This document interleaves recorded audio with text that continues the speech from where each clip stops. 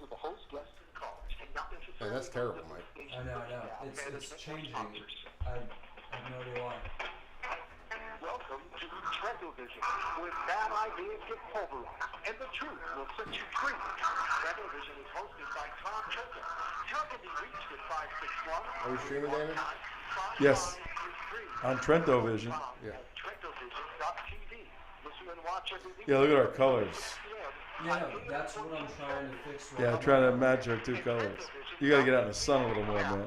Let's get a peek at Tom That- and the world. Here is Tom Trento. Hello, everybody. Good afternoon. Welcome. It's 3 o'clock. Drive time in South Florida. WNN 1470. That's our radio station in Boca Raton, Florida. We say hello to all the guys and gals over there. We no longer go there every day. But we're in contact with them. We're in every day. contact We send all our the love. time, We send and our love. they occupy a special place in our hearts, in our wallets. So The latter more than the former. in our wallets more than our hearts, but we love them dearly because if it wasn't for them, we couldn't have all these people just loving on us all day. All the love mail that we get all the time, yes. Tom. It's just overflowing. Your heart just swells with all the love mail that you get, isn't it? So thank you, WNN. Thank you very much for broadcasting our signal from North Miami to Orlando on a day when the birds aren't in the air and when it's not raining or there's not a cloud in the sky. And, no, it's a great operation. Beasley Broadcasting Company. We intend on having a very long and vital relationship, building our brand, doing what we do here, national security, radio, television. As you know, we are very visual. TrentoVision.tv. You can watch the show. One of the unique elements about what we do as a radio show is we provide the audio track, obviously, for our listeners, people driving in their automobiles, people watching on TrentoVision, people on iHeartRadio, people hanging out on the beach. If you're hanging out on the beach, which you ought to be doing, even people that live here. I'm a big beach proponent. Hopefully, I'll be hanging out on the You beach. could be. Hanging You on the could beach quite be. often here. We won't get too particular. Daytona Beach? Yeah, but J. Mark Campbell may be A beach bum. Be Yeah. a beach bum in the Daytona area. Let's just say that Daytona Yeah, area. that's close enough. Yeah.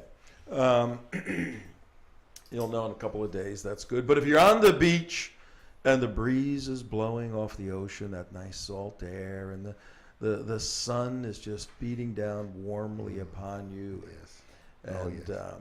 And the big fat people from Minnesota in their Minnesota. Speedos, those big Minnesota. fat guys with their belly sticking out, and they're from Canada actually, with their little Speedos and their glasses.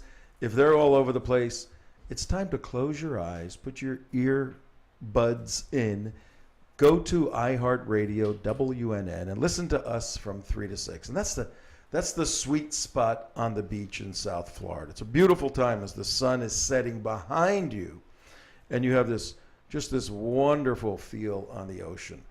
I try to spend as much time as I can at the water. Hasn't been too much lately, but it's exhilarating and refreshing and a bit spiritual even to be down there praying and thinking.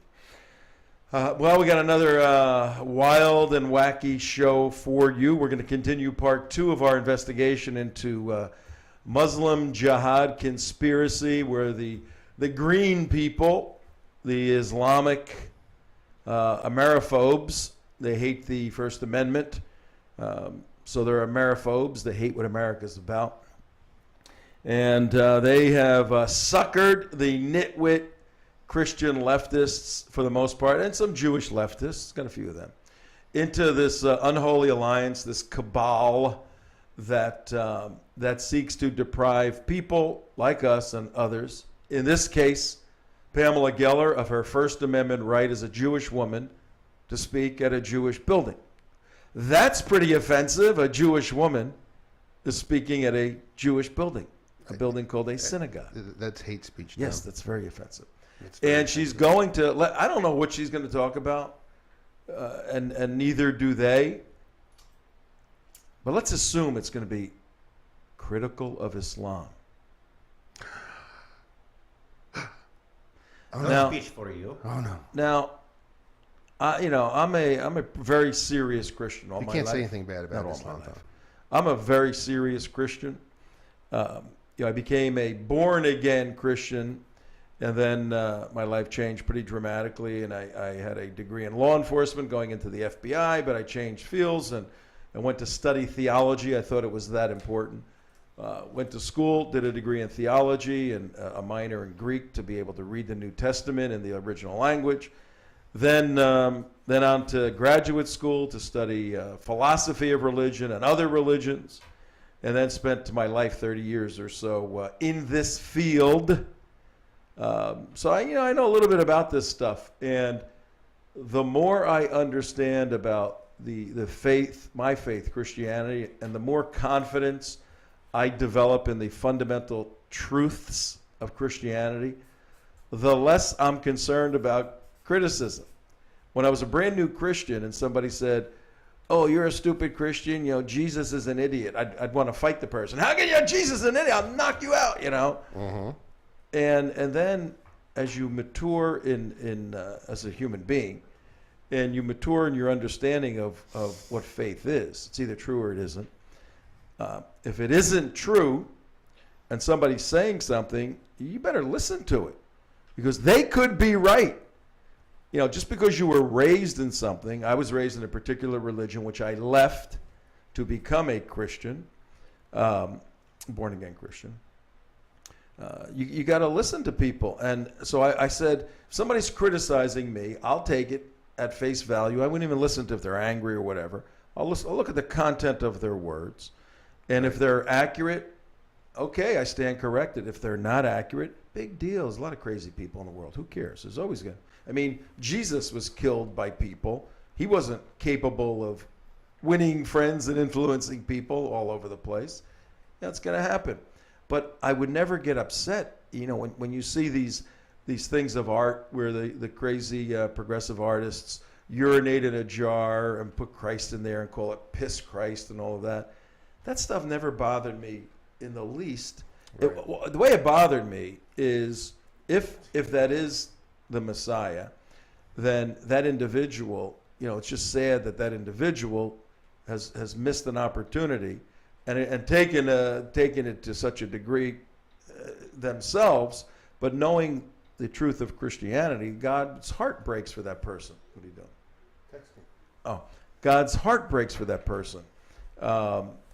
So I would never get angry. I would pray for those individuals. All of that stuff. And I find it a little bit hard on one level why Muslims get so mad at us when we criticize Islam. And we're critical of Islam as a system. We're very critical of it. Why would you get mad? Unless you don't really believe. You don't have the confidence in your beliefs. And that's a very valid point, Tom. Is why do you get angry? Why do you get angry when someone, critically, analyzes what you're saying? I mean, to the point of irrational hatred. And if it's not true in your heart, then your faith is not secure enough. Your faith is just not secure enough inside your own self. So therefore, Exactly. the anger is actually you're angry more at That's a yourself very good point. Yes. versus you're angry at the messenger. So therefore, if you had 3 pieces of paper sitting on the ground or 3 books, a Quran, a Torah, and a Bible, and you burnt all 3, I mean, you as a Christian, you're not going to get.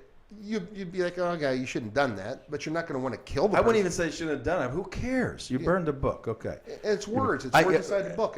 Even though they are, you do take the words out of them and put them into your heart. That's one thing. But to burn these objects means nothing. It actually means nothing. I have more anger and contempt for people that burn the United States flag than that burn the Bible, because my understanding of the Bible, which is a very good understanding, is that it is eternally true. So what does the average mean? You can talk to me. Activate your computer. Oh, it looks like average. Okay. You too, Mark, please. I Okay. put mine on too. It's what alright. is this thing called? It's your, IVGA. yeah. I'm a little dyslexic. Yes, I guess. You know, he forgets little things. Did you hear about the dyslexic agnostic? No. What, He doesn't believe in dog. That's pretty good. That's pretty good. Okay, now we got our computers activated. Ready for blast off, Dr. Spock? we are all good. Okay, We're let's all go. good. TPC is up and running and everybody is good. Let's go to Al-Quds. all good. Okay, we're off to Al-Quds. Yeah, there's Al-Quds. It's very, and for the Muslim folks watching us right now, we know many of you do. We understand that. And we're you're actually listening. happy that they do. We actually, Yeah. the more radical you are, I hope you are watching because you're going to learn something. Yeah. Think this through. Think through when somebody burns a Quran. So what? If the book is true, which you believe, how does tearing a page out of it, how does burning it, how does doing anything to it change the truthfulness of what the book stands for? You of all people, Muslims, you can't even have the image of Muhammad drawn because it will become an icon and a replacement for Allah. So you can't see the picture of Muhammad because your affection and dedication ought not be toward anything but Allah. But do you see what you do with the Quran? You have elevated the Quran to a higher position than Allah in your defense of a piece of paper with ink on it. That's all it really is. It's a piece of paper with ink on it. There's no special magic in it. There's no magic in a Bible. They're just a printing press made it. God didn't come from the sky and write the book that's in your hand. A printing press made that, and it got packed by somebody's filthy hands. It went on a nasty looking truck. It got thrown on a dock. It got taken out, and it got put in your hand, and you elevated to a position of deity, doing exactly what you're not supposed to do. So why do you get mad at us when your problem is your misplaced faith in a thing as opposed to God? Think about that for a while. And moreover, and here's actually a real life example of what we're talking about. Over at Florida Atlantic University. Florida Atlantic, our favorite little school. Our favorite university is the same university throwing dead babies out on the grounds. The professor comes out there and writes on his piece of paper the word Jesus Christ or Jesus, and has the students stomp on it for some inane point. I don't know what, unless he just hates Christianity. I have no idea what his. I know what it was about. I could fill you in. Well, what's the point of it? Because I tried to look that up, and he gave some BS answer. What was the supposed point of doing that? And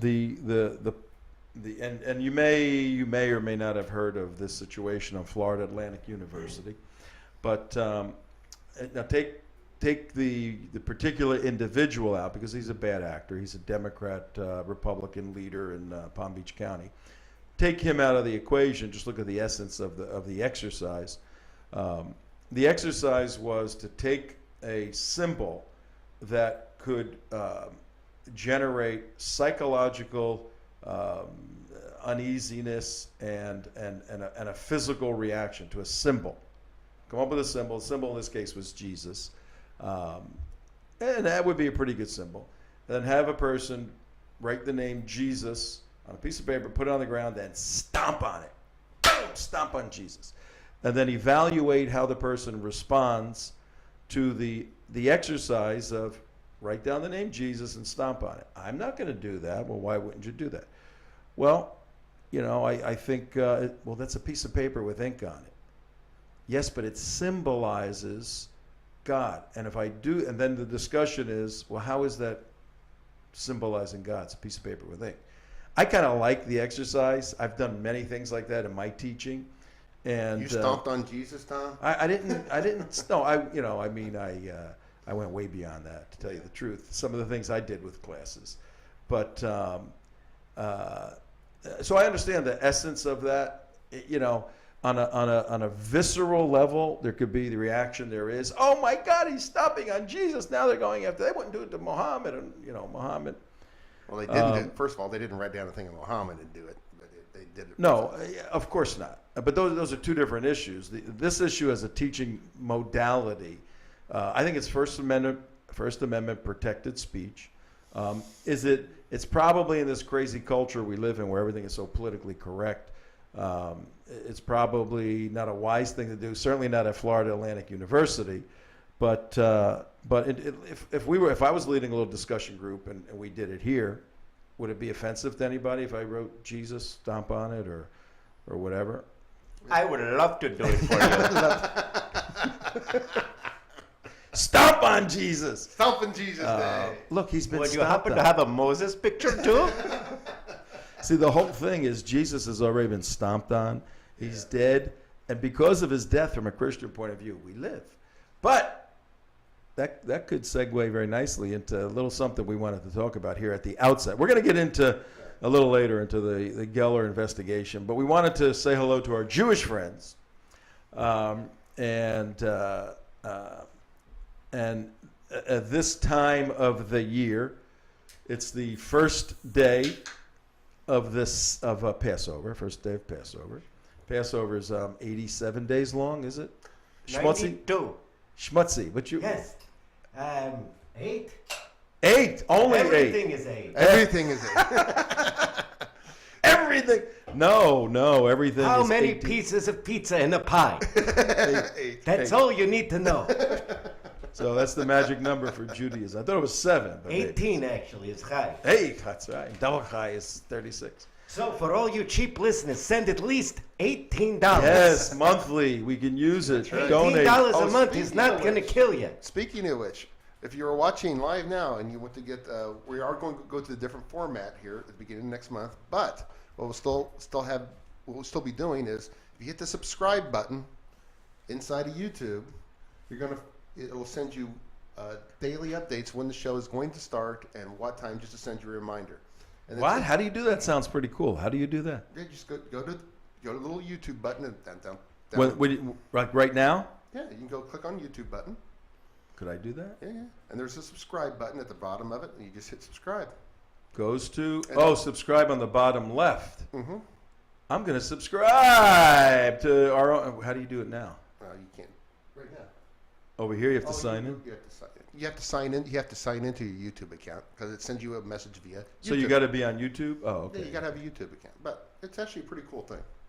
Okay, we will, well, that's how you do it. Yep. Very cool. So it's like a cuckoo clock for the show. That's right.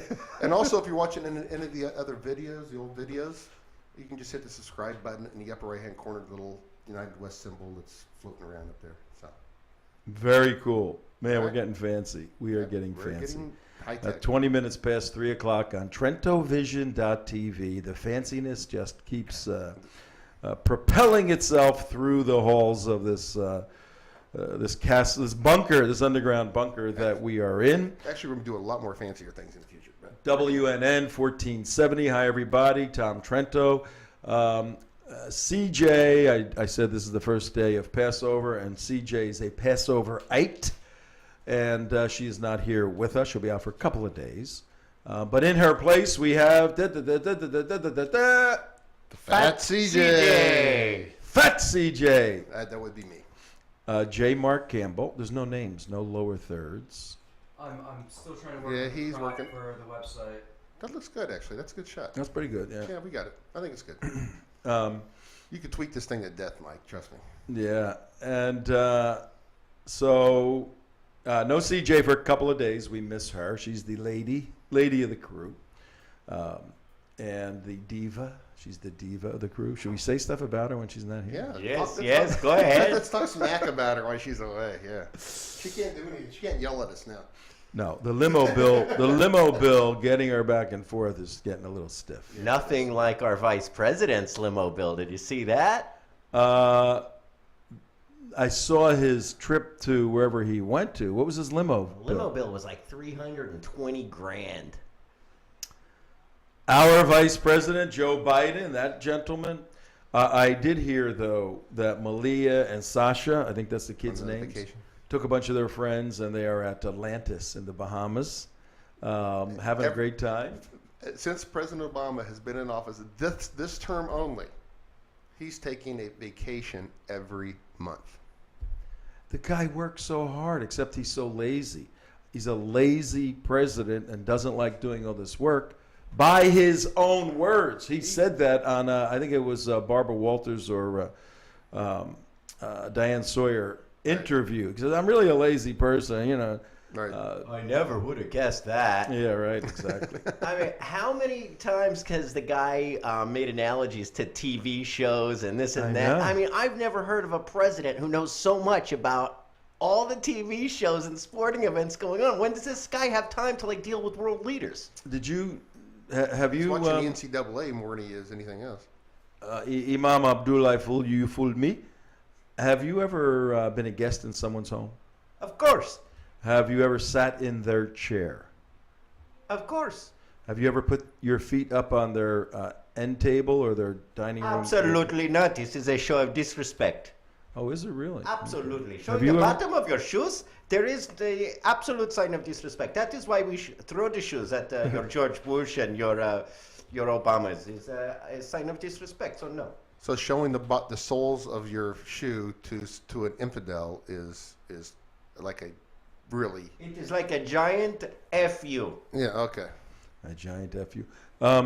Have you seen all the pictures of Obama with his feet up on the Oval Office desk, on So he's tables? lazy.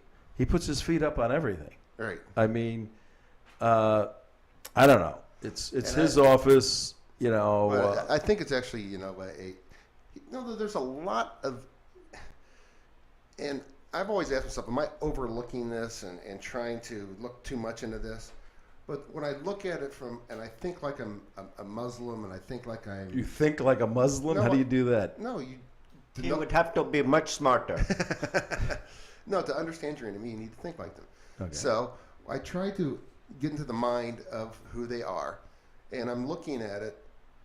If I'm a Muslim, I'm looking at what President Obama is doing, like the little things, like cutting out the big chunk of Israel on the map. I'm like, yeah, that's really cool.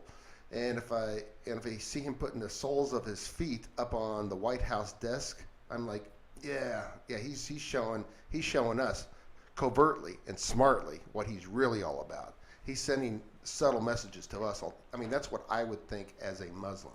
He's communicating with us in a covert way, in a sneaky way, because that's what we do. We try to get our message and our plan implemented in the most sneaky, covert fashion because we're smarter than they are. Does that make sense? Well, yeah, I see that. That wasn't where I was going, but that could be a little element of it. Where I was going was just the disrespect they have, sending their kids on these vacations at the taxpayers' Right. expense. The disrespect they have, particularly at these times that are so difficult. I mean, so extremely. I was with a good friend at church Sunday, and she lost her home. She's a wonderful woman who's worked all her life. She's a little disabled now. Right. Can't walk well. She just lost her home, and these are tough days. And she was an Obama supporter. I mean, for a long time. Right. And I put my feet up on my desk. My desk is worth $200,000, about 30 cents. Okay, and it's in the bunker, which is like, Right. the bunker. But when he's got people, he's entertaining people in the White House. His feet are up on the desk, and I understand there's a little bit of comfort in doing that. Pictures You're being relaxed. taken. Yeah, but it's arrogance, though, It too. is really it's low class stuff. So, but anyway, we'll leave the president alone for now. I'm going to answer one of the questions on TrentoVision on the chat stream. You're asking about where we're streaming. Why don't you explain the process of our streaming? We don't use Ustream or Livestream now. We use YouTube. Explain to the folks how that works. It's magic. Oh, they're calling you now. Yes, they're calling me now to What talk did to you me. just do? Oh, I blocked them. How- Sorry, I forgot to turn the volume off. But anyway, No, how did this happen? the Oh, there we go. sorry about that. Yeah, it's all magic. It's all magic. It's all magic. It just happens. We do not believe in magic, my So they friend. don't stream from this site anymore, just YouTube. No, YouTube. No, YouTube is what we stream on. We had a account with Ustream, but we got approved for our account on YouTube after 3 years of trying, and the YouTube account is a lot cheaper than the Ustream account, which is a lot more expensive per month. And so it's a very nice account, and plus YouTube has a look and feel for it that people are used to, and so that's the reason we've gone strictly to the YouTube account, and plus it has many more features than the Ustream account does. So, Yeah. So we're on Ustream. and trust me, it's not easy to get this account on YouTube. No. Yeah, It's we're on very different. YouTube. And if you're watching on TrentoVision, that's going to be our main site. We're in the process of building that. We got to raise a little more money to do that. The website is not complete yet, so when you try to look for stuff, don't. just watch the show on it. Don't look for any Yeah, if archive you want any stuff. archives for right now, go to YouTube/The United West, and you can find all the archives there. Yeah, that's the best place for the archives, and we try to keep those up to date. And there's some cool stuff there. You can send it out to all your friends.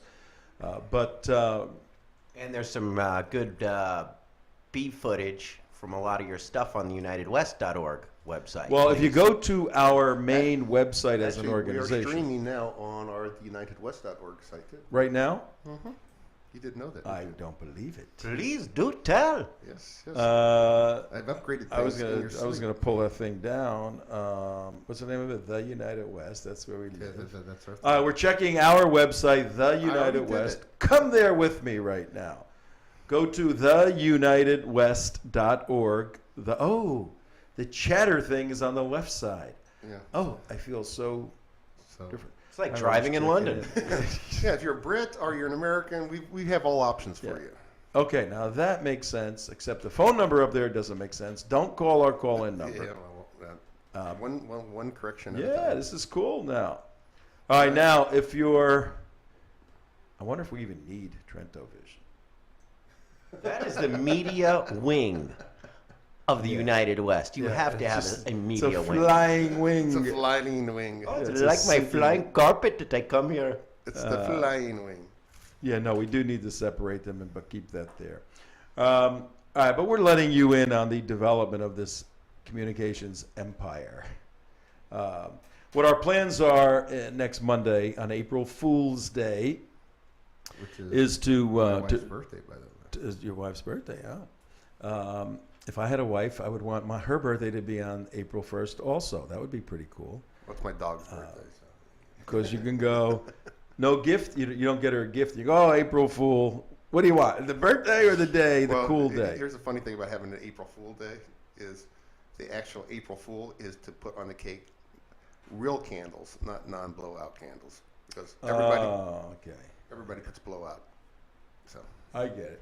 Well, what we're doing 6 days from today, April 1st, Monday, April 1st, we're starting our new format. We're going from 3 hours down to 1 hour. 3 hours is a great time slot to do a radio show where you prepare the evening before and the morning. You get all your stuff. You lay it out all in front of you. You come in your underwear. You don't brush your teeth. You don't want. Just get out of bed. 3 o'clock in the afternoon. You just roll into the studio. You do the show, and nobody sees anything. They just hear your voice. Well, when cameras are on, it's a little different. You have to take a shower. You have to brush your teeth. You have to do all those things. That's why I sit back here. that's why I like sitting back on that side of the camera. Do all those things. Plus, we have to create images on a screen for you to see. That takes a lot of work. We have to go find B-roll. So whereas in a radio story, even if we want to play the audio, you just go, all right, we'll take this audio here. You got to cut the video out, you got to find it, and you got to fit it together with something, and you got to check this, that, the other thing. And it's a tremendous amount of work to do visual stuff. And 3 hours for our little crew is just way too much. It's about 10 times the amount of work. Yeah, and that's number one. Number two, one of the kind of mixed complaints we got was, we love your show, but we don't have 3 hours to watch all of it. So we said, well, just listen to whatever you can, and that's what people do. Right. There's also 365 days in the year, so they're all posted online. What is? All the shows. Shows. Oh, well, yeah. You can go to the archives and all that, but, if you don't have 3 hours today, you don't have 6 hours tomorrow. Well, you actually brought it the best analogy I heard is like, hey, Mark, do you like a single hamburger? I go, yeah. I said, do you like a double hamburger? Yeah. I says, well, do you like a 6-patty hamburger to like shove into your face with extra cheese and bacon and everything? And you have to eat it every day. And that's what the 3-hour video show is like. Yes, it's it's an overabundance of. Right, so 1 hour is definitely of good. meat. I think it's going to be a lot And better for our potatoes. viewers and for our listeners and everything like that. And it'll be a show that it's a must-watch show. It's going to be there's some very fast-paced segments to it. And it's going to be national security related, Israel related, our same areas, and it's going to have some fast-paced elements to it. A little bit of we make jihad fun stuff thrown in there. Mm-hmm. And then there'll be some longer segments, 7, 8, 9-minute segments with guests that will Skype in, and that's going to be the real meat of the day. But this 1 hour briefing, it's an intelligence briefing every day. You will have a very good understanding of geopolitical world events as it relates to your national security in the United States of America. That's what we're going to deliver every day, 5 to 6. And also, it gives us the ability to free up some time to actually do specials and do video specials and do video outlays and things like that. That's going to be cool too. And if they have ideas in the world out there, there's a lot of people listening. Yesterday, I got an email from a gentleman who listened to the show. I think first-time listener, and he is a retired police officer somewhere in the United States of America.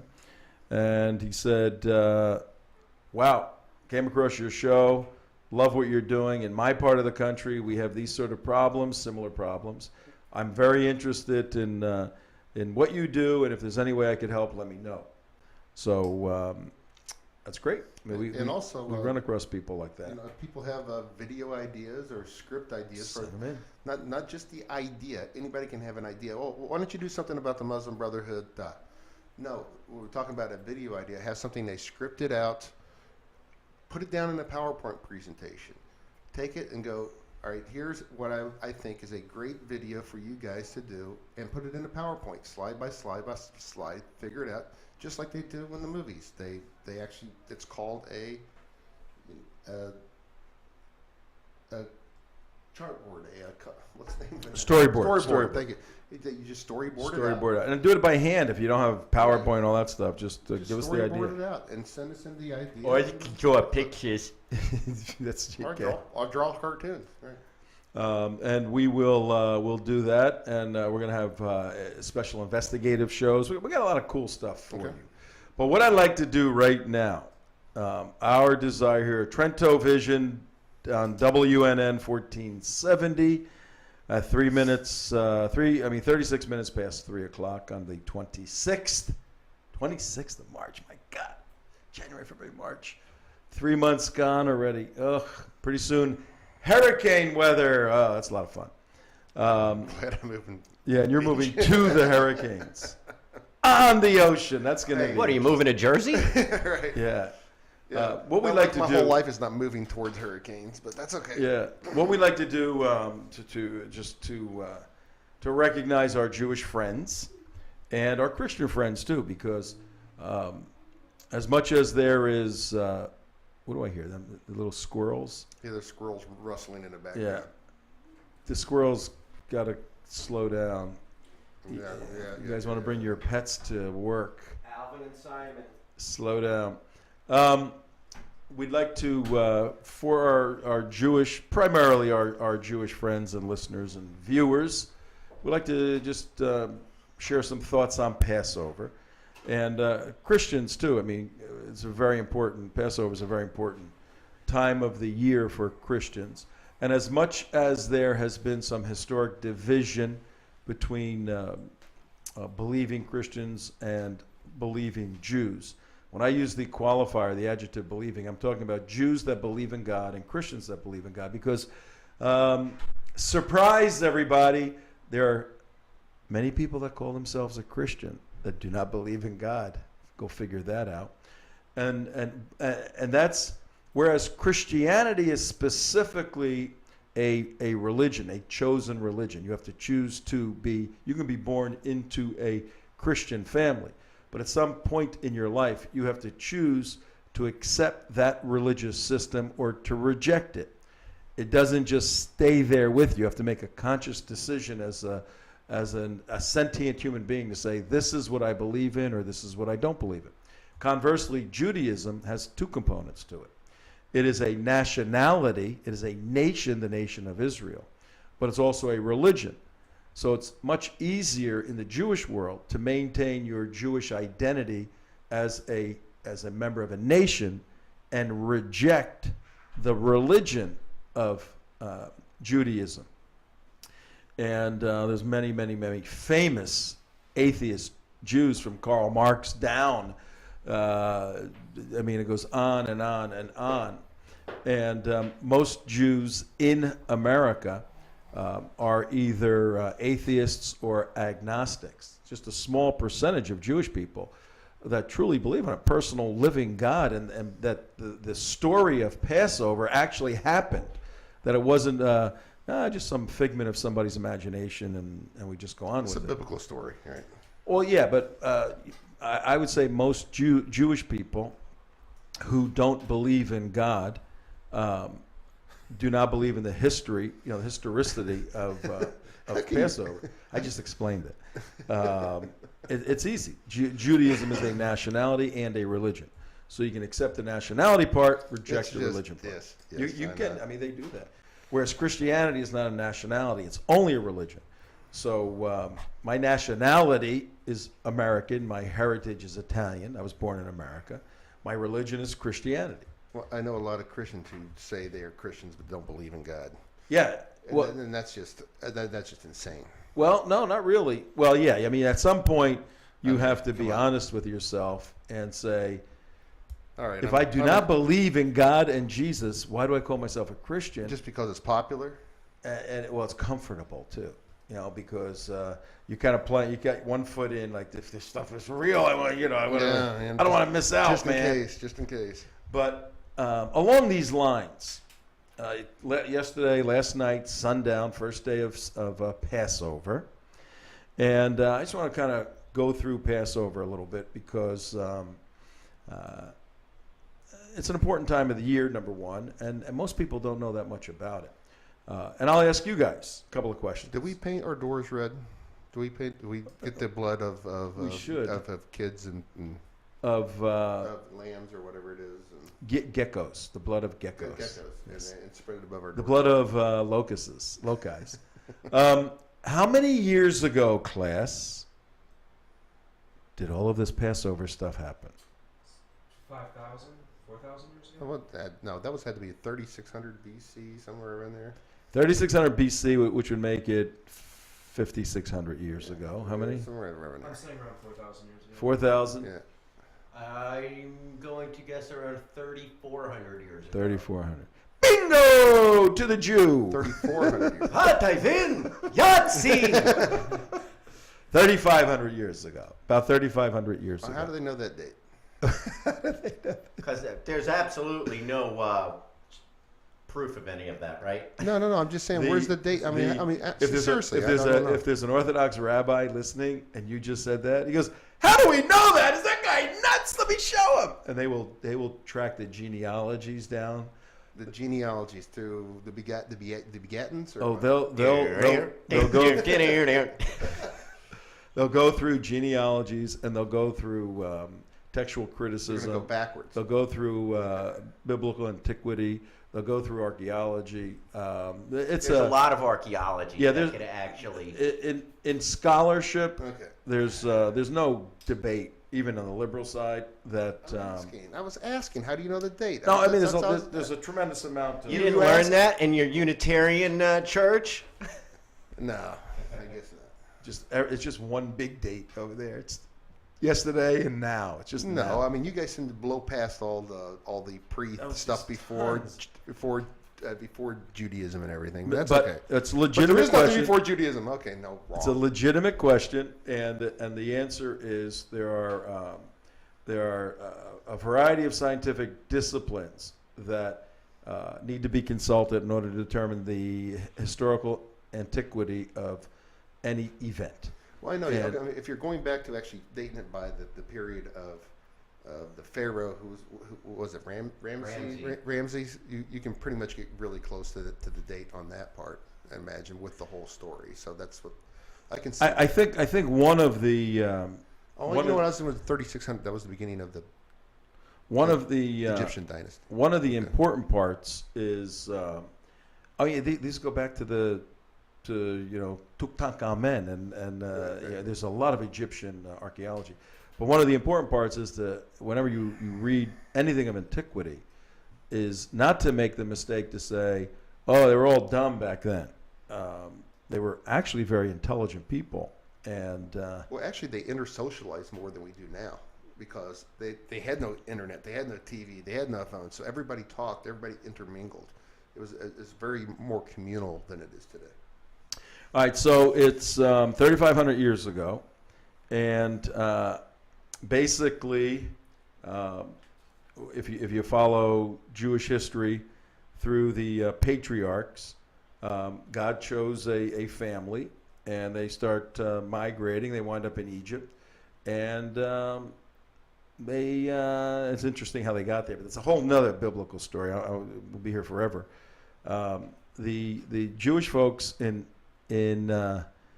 Egypt start doing what Jewish people do wherever they land, which is what? They open banks? They open banks. They start selling matzo balls. Matzah didn't happen until Moses took them out. That's right. That was Oh. on that side. Oh, I'm sorry. Yeah. You're predating. Pre matzo ball. Okay. They become a tribe and they start to grow, and Become hated. our They start to become hated. education was always a important consideration, and growth and development, and pretty soon one of the frightened pharaohs starts worrying about the growth, the demographic growth of the Jewish people in Egypt, right? And Joseph, Too many Jews. one of Jacob's sons, Joseph, through a very interesting biblical process, winds up in Egypt, ironically, in the court of Pharaoh as one of the leaders of Egypt. Right. And many of the Jewish people come after that because it's a very inviting and comfortable place to live, because the brother, is one of the leaders. Okay. Well, when Joseph dies, the Pharaoh changes and starts worrying about the Jewish people, and says, "Okay, I'm worried they're going to grow too big, too strong, too smart, too powerful. So I will subjugate them. I will make them slaves." That's right. Okay. Well, and also, wasn't there one of the big problems also was that the Pharaoh of the time was the god, was supposed to be seen as the god, and yet that wasn't the Jewish God, and they were putting their god above the Pharaoh, and that was the big contention there too. Yes, and yes, simply stated, yes, that was part of the problem between the two groups of people. And that But- and that carried on throughout history for the But, rest well, of the yes, Jewish it did. times. It gets a little more refined at the end of this 400-year process, but certainly the monotheistic view versus the pantheistic view of the Egyptians. So now they go, okay, we got to subdue these guys, so they put them to work, building cities, doing whatever. How many years were the Jewish people in bondage to the Egyptians. This is like the same story over again. 400 years. Da, da, da, da. Swing low. Was that? Was that one? Swing low. Pretty sure that they didn't write that. Oh, that wasn't that one? Okay. Wrong. Hey, roll back on the chain gang. Carry me home. Yeah, get it, Marky. Bring it down. Swing low. Where's my pipe? Did they write back on the chain gang? So, okay. This is a great way to teach the Bible. It's a good way to teach the Bible. So 400 years of enslavement. Right. And God's heart is weeping. And he wants his people to be free. And he picks a schmuck. What's the schmuck's name? Noah. Moses. Noah? Moses? You? No, it's Moses. Shep? He picks Moses. He picks Moses. How did he pick Moses? Remember how? A lottery. Lottery. All right. We're writing our own Bible. We're writing our own Bible today on TrentoVision. It's like, all right, whoever gets the shortest straw is Moses, okay? Moses had killed 25 men. one of the guards, or someone that ran the slave camp, or I guess you would call it a guard, defending another man and his wife, or his wife's honor. And in the process of defending, he killed the guard before he was arrested by the Pharaoh, got out of Dodge, and was wandering around. And then he stumbled upon something a little bit odd. What did he stumble upon? The burning bush. Oh, that's right. He knows his history. Well, I thought God chose Moses. I am history. I thought God chose Moses in the little basket when he threw him in the reeds. Well, that's true. All the way back that the Well- Pharaoh brought him in as a son, and that's how he chose him, because of his son. He was the son of the Pharaoh. That's true. All true. That's how Moses got a position of authority within the Pharaoh's regime. He hadn't been selected by God yet to lead his people out. Yeah, it's also the epic story of Gilgamesh, but we won't talk about that. Or that wasn't Gilgamesh. Who was that? It was the story of.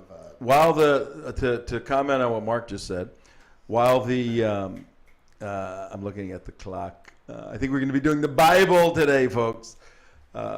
We must talk about she-devil. No, we'll get to her. We'll get to her. But this is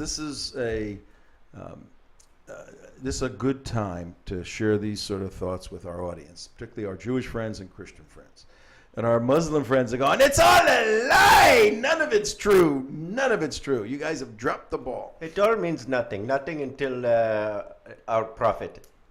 It is all abrogated by the prophet. Well, one of the way that Moses got into a position of a priority with the Pharaoh's court, as he was watching the Jewish tribes grow and grow and grow, and after Joseph died, and the Pharaoh turned bad, evil against the Jews, he said, how am I going to stop these people? I mean, they're very unique and stiff-necked.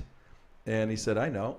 I'll just end it. I'll end a generation. So he ordered all the firstborn males to be killed of the Hebrew women.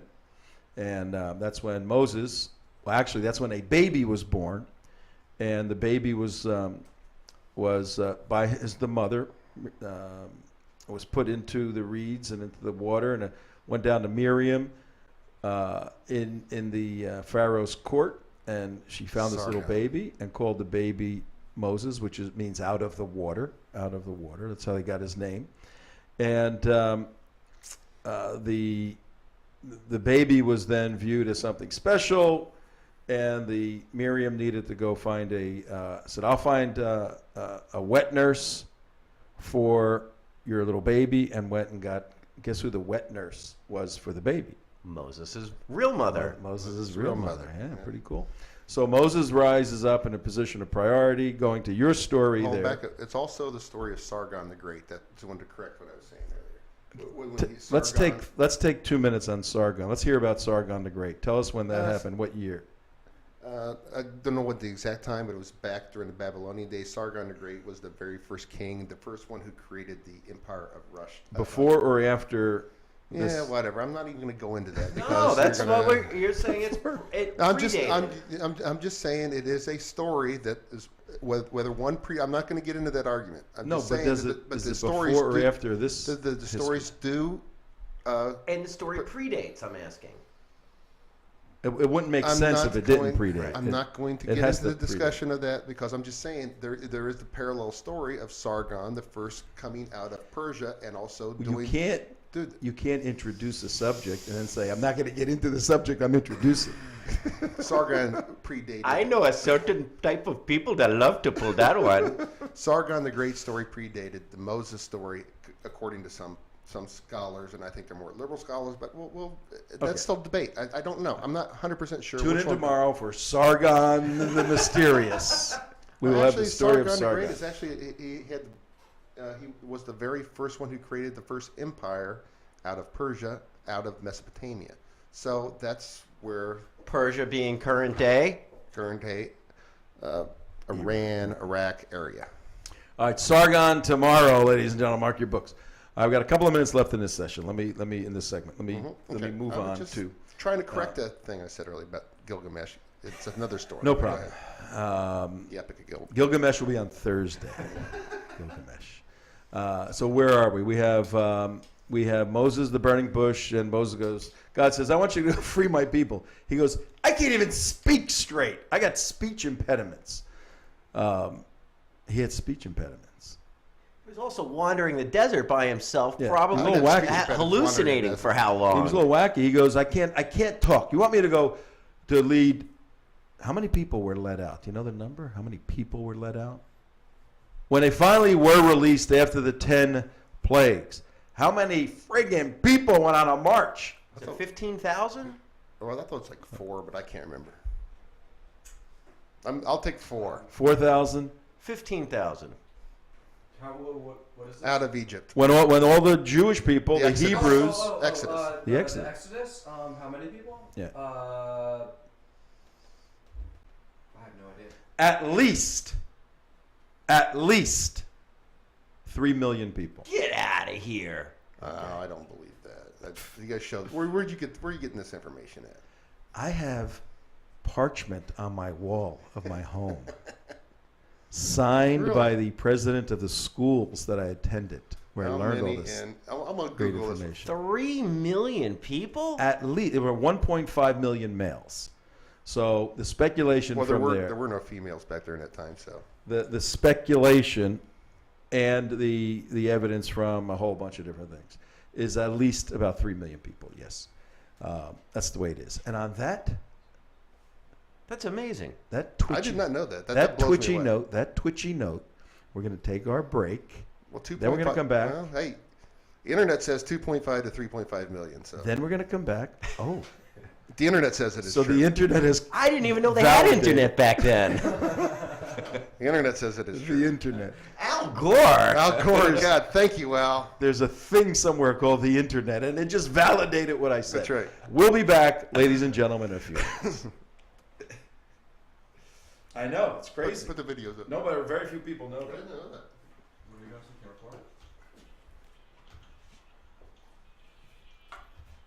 This is actually pretty cool going through this like this. No, I didn't. And I got stuff.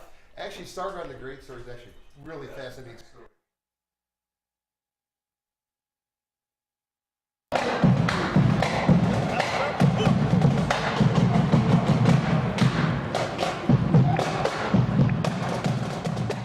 There is no such country where Sharia laws are basically promulgated. Not a single country. So I would like to demand United Nations to make an international law that would criminalize blasphemy. We carry unborn martyrs in our wombs.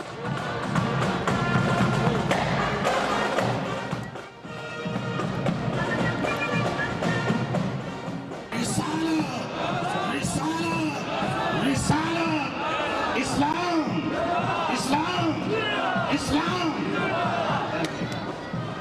Jazakallah khair. Message was loud and clear.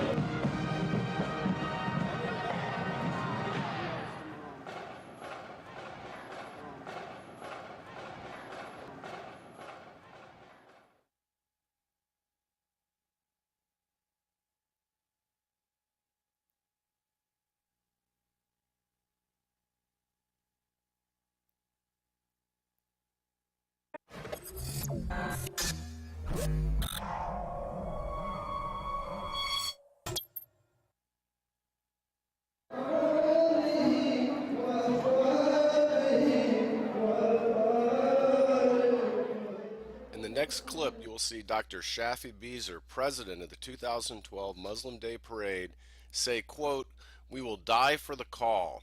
That call is, quote, there is no God but Allah, and Muhammad is the messenger of Allah. That call is said 17 times a day by Muslims worldwide."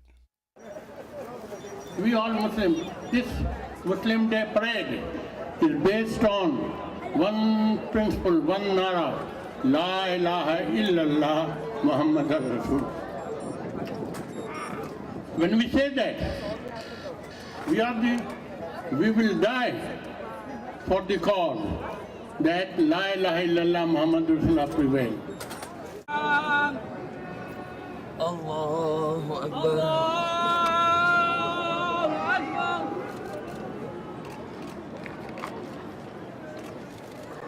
Allahu Akbar. Allahu Akbar. Allahu Akbar.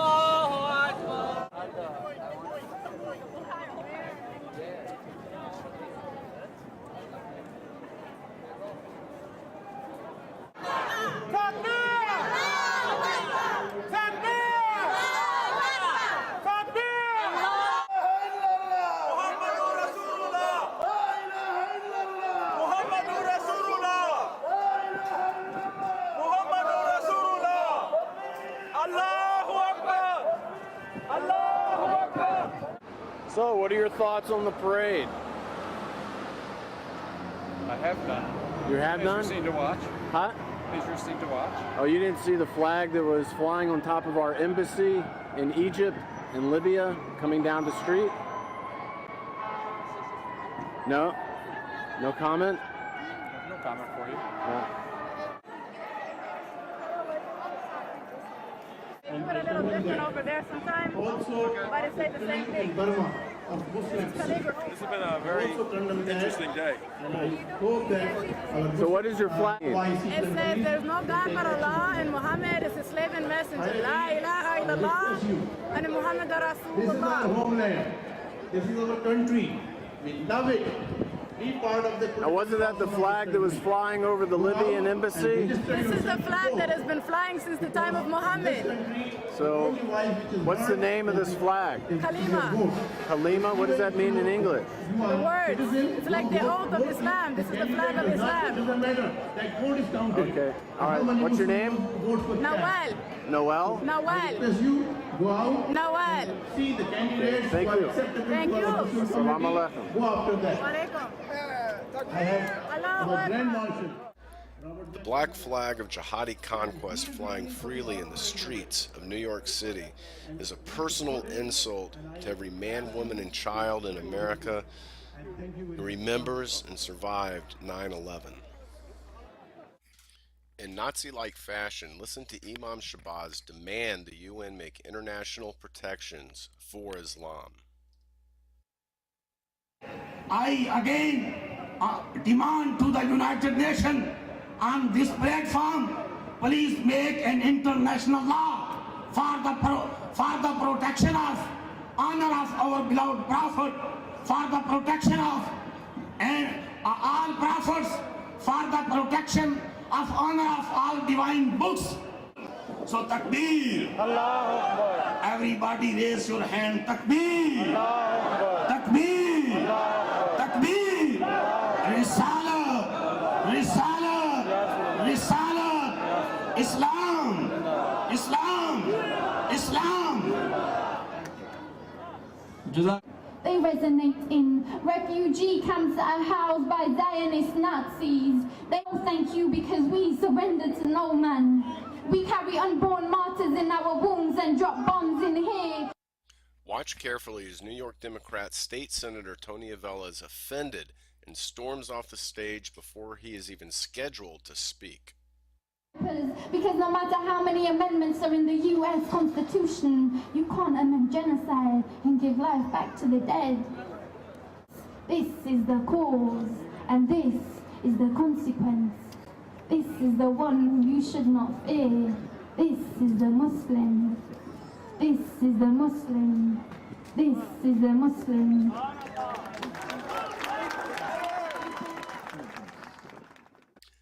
This offensive picture of the black flag of jihad flying over our White House was taken from page 10 of the 2012 Muslim Day Parade program where this video was shot.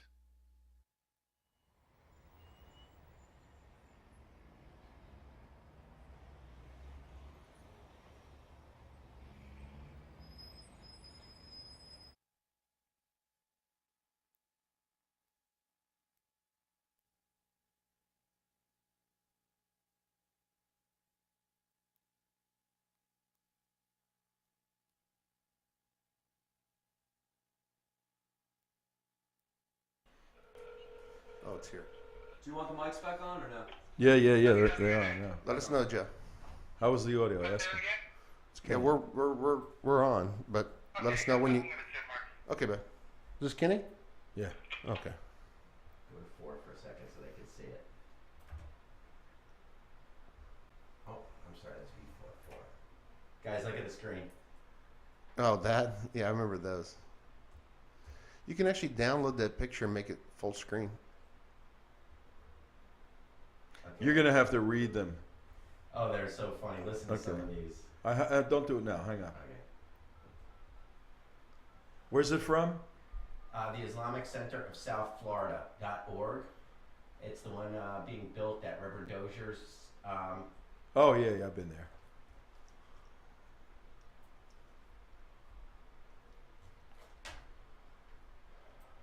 Just east of Powerline in Pompano. Yeah, let us know when we're coming on, man, and I'll keep. All right, bud. Thanks. It's called Masjid Etiquette. Everyone, please read carefully.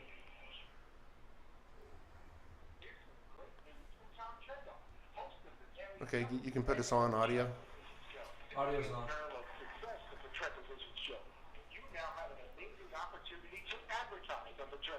This is our radio cue, Tom. I got it. Put us on this. Don't put this on yet. I can't hear it. I hear it. You don't have earplugs in, do you? Expressed on the following sponsored program are strictly those of the host, guests, and callers, and not necessarily those of the Are we streaming? staff, management, or sponsors. Yeah.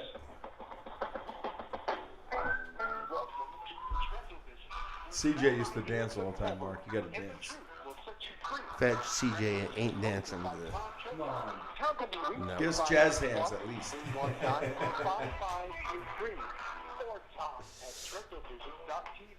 Listen and watch every weekday from 3 to 6 p.m.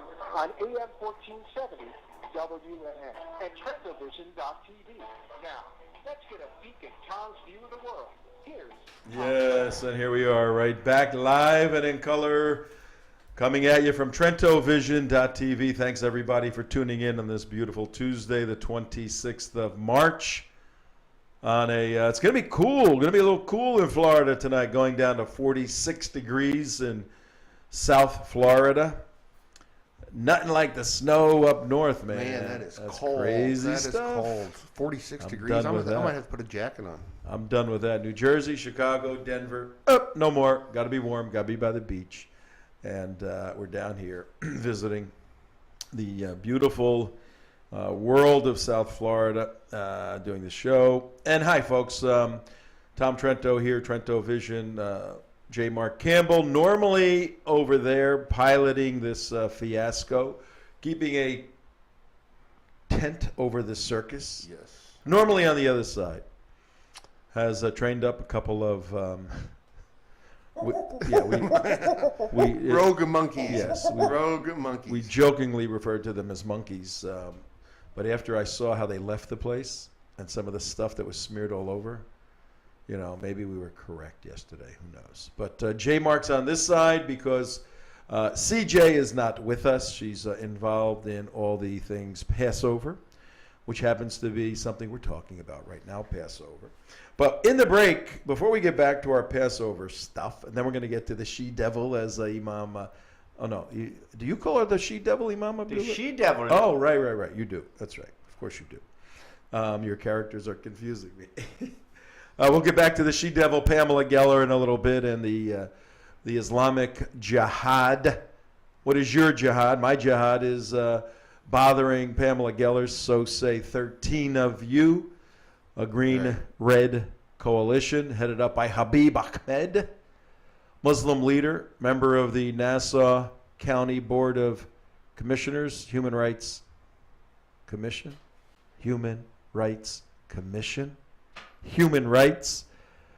but Pamela... President-elect, Islamic Center of Long Island. President-elect, but Pamela doesn't have the human right to criticize him.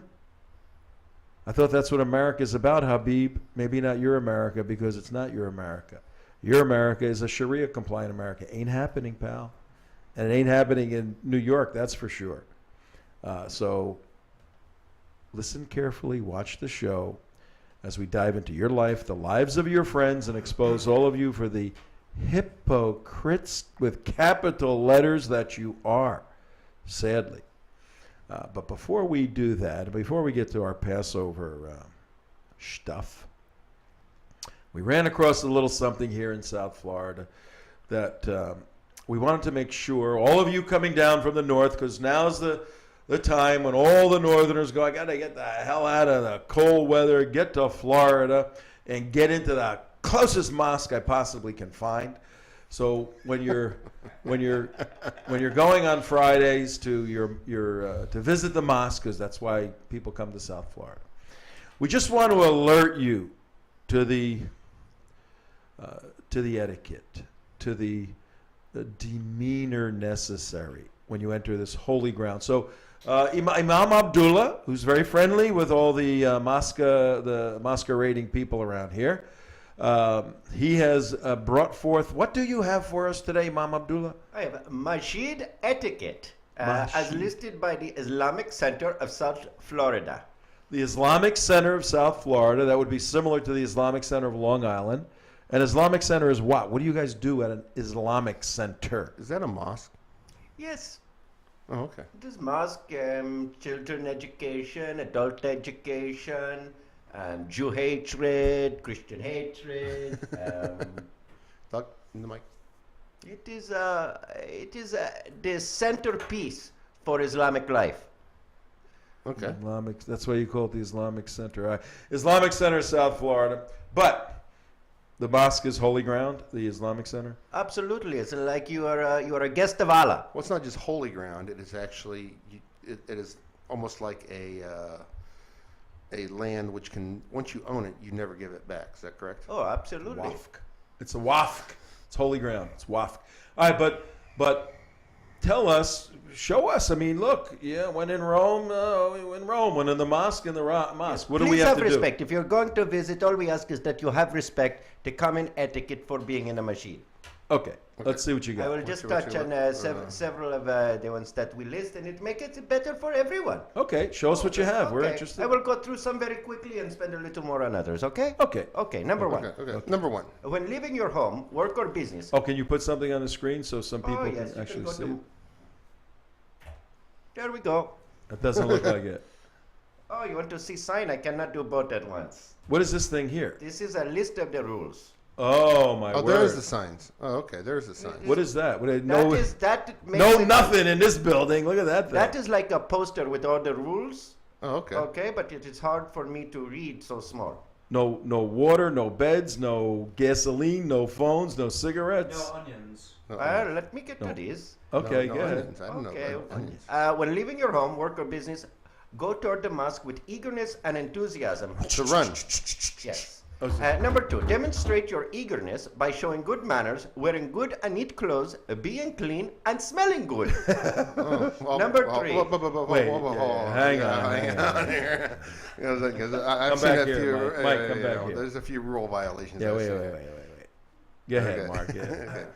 You have to smell good in order to go in the building? Yes, no smelling bad. And being clean and smelling good. Yes. Go ahead. Okay, number 3. Just a quick little note there. Being a Christian for 35 years or whatever it is, 30 years, half the churches I have been in, and every legitimate church, I mean, some of the leftist churches are no longer legitimate, they're fake, but real Christian churches, the doors are open for people of just a mess. The bums, the homeless. Yeah, just come on in and we'll help you and we'll take care of you or whatever. You can stink as much as you want to stink, and that's the whole idea of a church. But go ahead, maybe a little difference. Go ahead. That is a difference. You like the smelly people, we don't. Okay, number 3. Brothers should wear proper attire before entering the masjid. Back to the threes there. No pictures on T-shirts that can be distracted people in prayer. No shorts above the knees are allowed for men. Top part of body should also be covered. Clothes should show modesty and haya. Oh, well, I understand. If you have problems with Cleavage? this, there is Is something. cleavage allowed in women? We're talking about the men, not the Oh, women. okay. If the men okay, have the okay. cleavage. Cleavage allowed in the men? You stone the men with the cleavage, right? Now, sisters, number 4 is sisters should wear hijab at all time. Cover body with loose clothes, no tight dresses or pants allowed. Their clothes should show modesty and haya. Long skirts are permissible as long as they are long enough to cover down to the ankles and they are not too tight to show the shape of the body. You can't show the shape of the body? No. It makes us crazy and make the men crazy. We're there to praise Allah, not look at women. Did Allah make a woman's body? Yes. Is he ashamed of it? No. Okay. But it is so we are not distracted. So it's the woman's responsibility to dress in a manner to not drive the men crazy. Yes.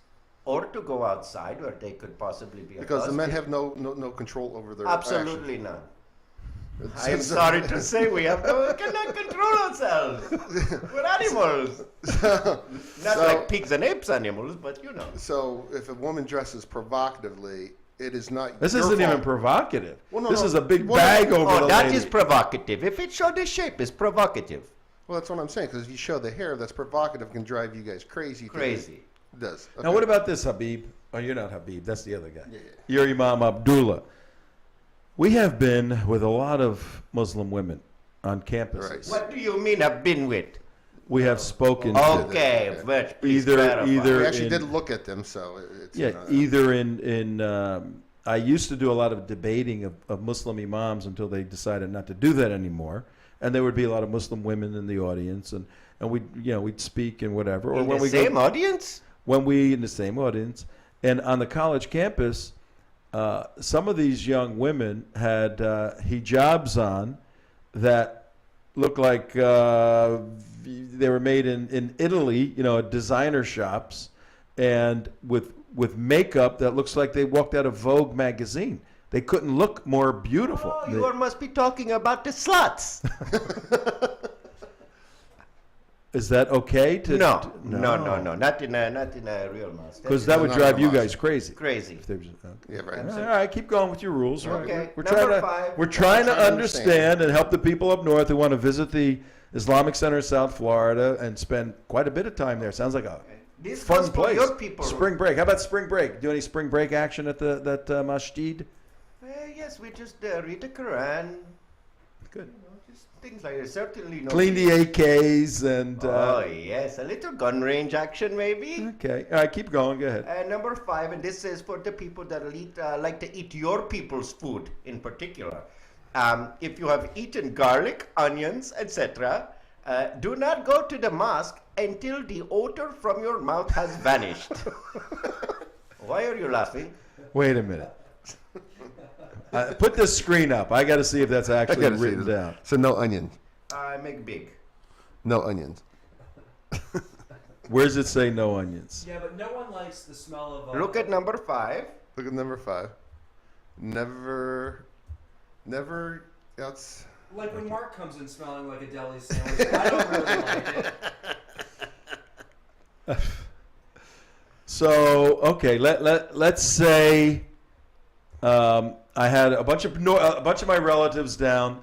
Let's say I had a bunch of my relatives down from New Jersey, and we ate sausage and peppers and onions and garlic and macaroni and just normal regular Italian food. And we all get in the car. We all smell like garlic. We're all in our Cadillac. We're in the Cadillac. We're in the caddy. in the caddy. We drive down there, and they go, "Where are we going?" "We're going to the mosque, man. We're going to go hang out at the mosque." "Well, what about the track?" "No, we can't go to the track today. Track's closed." "What about the casino? I heard there's a casino in Hollywood." No gambling today." "No gambling? No, we're going to the mosque." Okay? My family does things a little differently. So we take them. We all smell like a piece of garlic. And we knock on the door. Like all Italians do, right? And we knock on the door, and my cousin Vinny's there. And I asked Vinny to talk to the imam. And Vinny says, "Hey, Imam, can we come in?"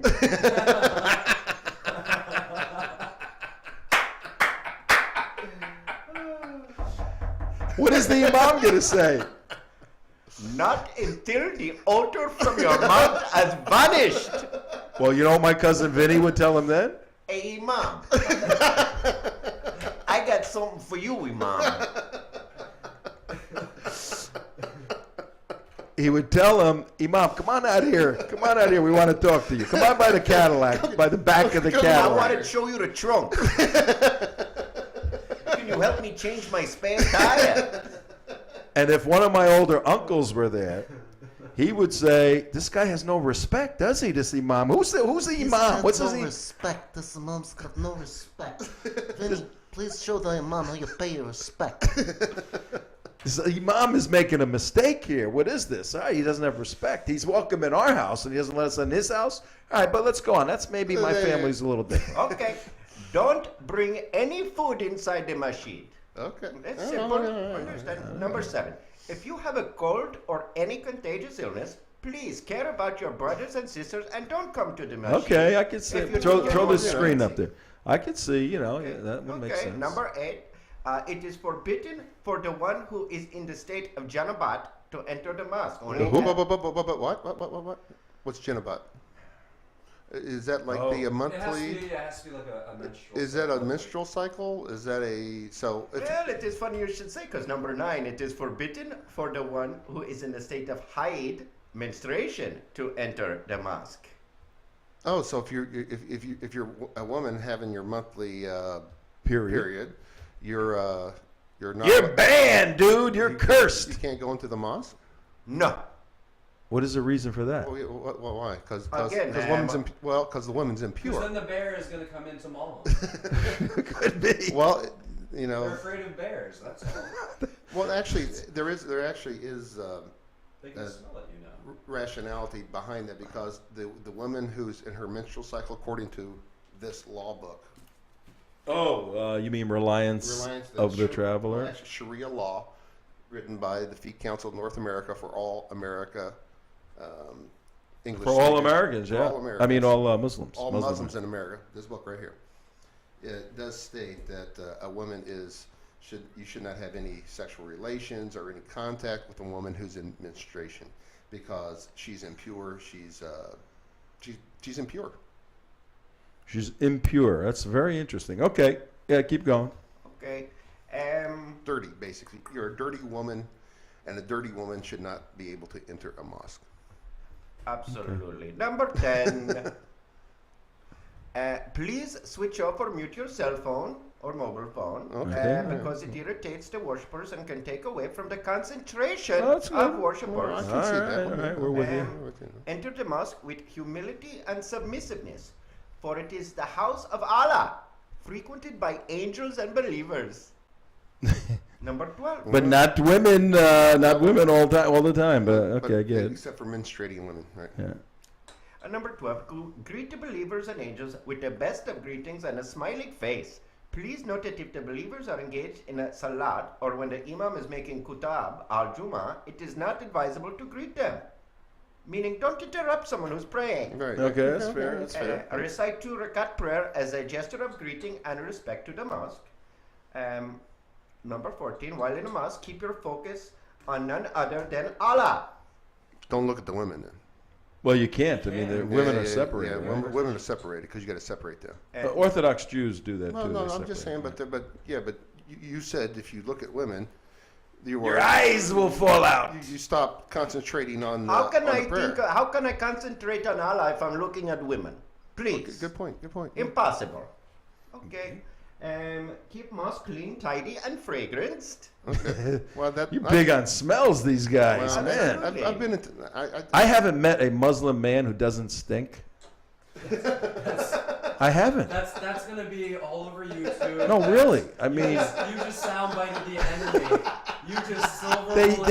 they have a smell about them. I don't know if it's. What do you mean? A very good smell, yes? Fragrance. A good fragrance. No good fragrance. It's kind of a laborious thing.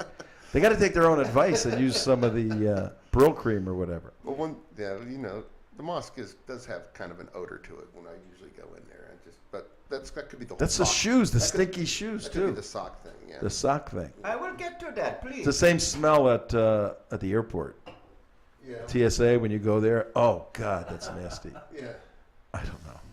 Yeah. Thank you, Richard Reed, shoe bomber.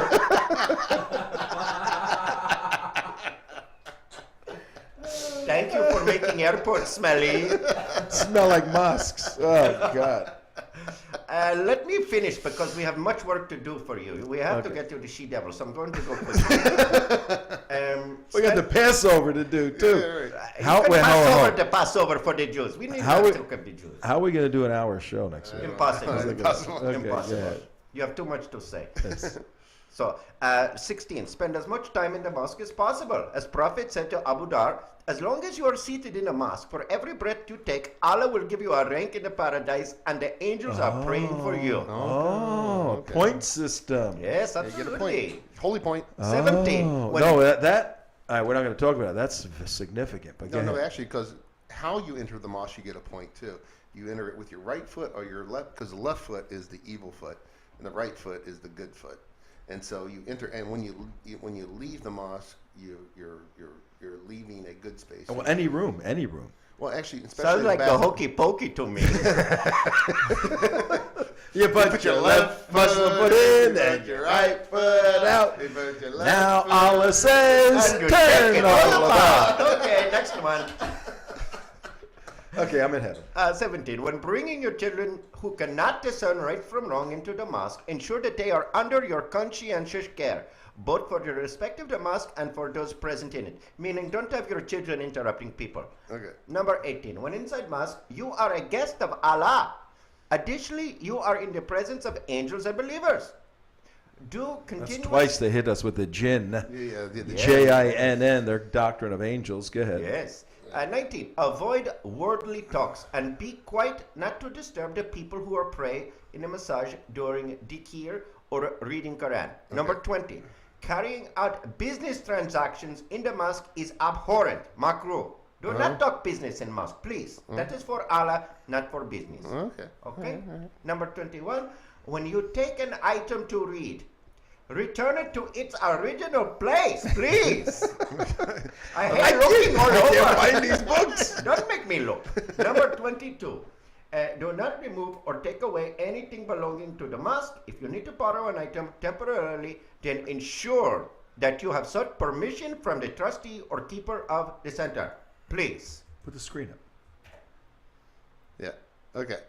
Is that it? Yes, and then we have a few more. I can get to the poster. And this is Yeah, what is pretty- that? The this is poster is pretty cool nice. looking. The poster. Blow the poster up. Poster. Yeah. Go even bigger if you can. Oh, yeah. Pretty posters.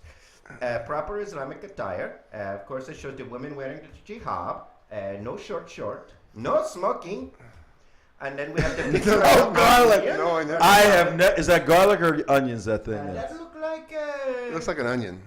garlic clove. That's I cannot garlic. tell, but it Garlic, goes for no both. garlic. I have never seen a no garlic sign in my. This is the first time in all my years I've ever seen a no garlic sign, and that is Well, if you got You could never have an Italian person become a Muslim. Never. Oh, other than unless they are the ambassador to Saudi Arabia. Yes, that's true. That's true. What's next to the garlic on the right? Okay, we have keep your mosque clean. That is trash can. Oh, okay. Do not waste water, as you have mentioned. They obviously do not. Place footwear on racks. Keep your valuables safe. All right. Your kids must be supervised. No food or drink. This is very important. Very, very, very important. Remove dirty or wet socks. This can leave smelly, odorous. That's the problem. Or dirty the Jamaat That's the area. problem. This also may cause discomfort to other worshippers. So please, take off the dirty, smelly socks. That explains it. Okay, switch off the cell phone, return the Qurans in the books, and keep it quiet. And keep it quiet. Respect in the house of Allah. Okay. Okay. Now All right. can we get to the she-devil? Sure. All right. No. We're still on Passover stuff. We can do a little she-devil stuff and then go back to Passover. We can do that. Okay. Because going from the mosque to the she-devil makes a lot of sense, actually. Yeah, it actually does. All right. What we were from the mosque to the she-devil. What are we doing? It's 4:27. It's spring break. That's what it is. 4:27 in the afternoon on the East Coast, folks. Tom Trento here on TrentoVision. J. Mark Campbell next to me, and Imam Abdul, I fool you, you fool me. Over there, Mike is over there. Those guys are running everything. And we just went through the legitimate etiquette rules for the Islamic Center of South Florida, which is in Pompano Beach, a little bit south of Boca Raton. So when you're making your plans to go to the mosque, be sure you're not menstruating. To not have. You're not menstruating. And you don't eat any Italian food for 2.5 weeks before you go. So I'm kind of curious, is it like for 4 days you can't go in because the whole menstruation? Garlic stays with you for a few days. Well, menstruation these people don't like it. The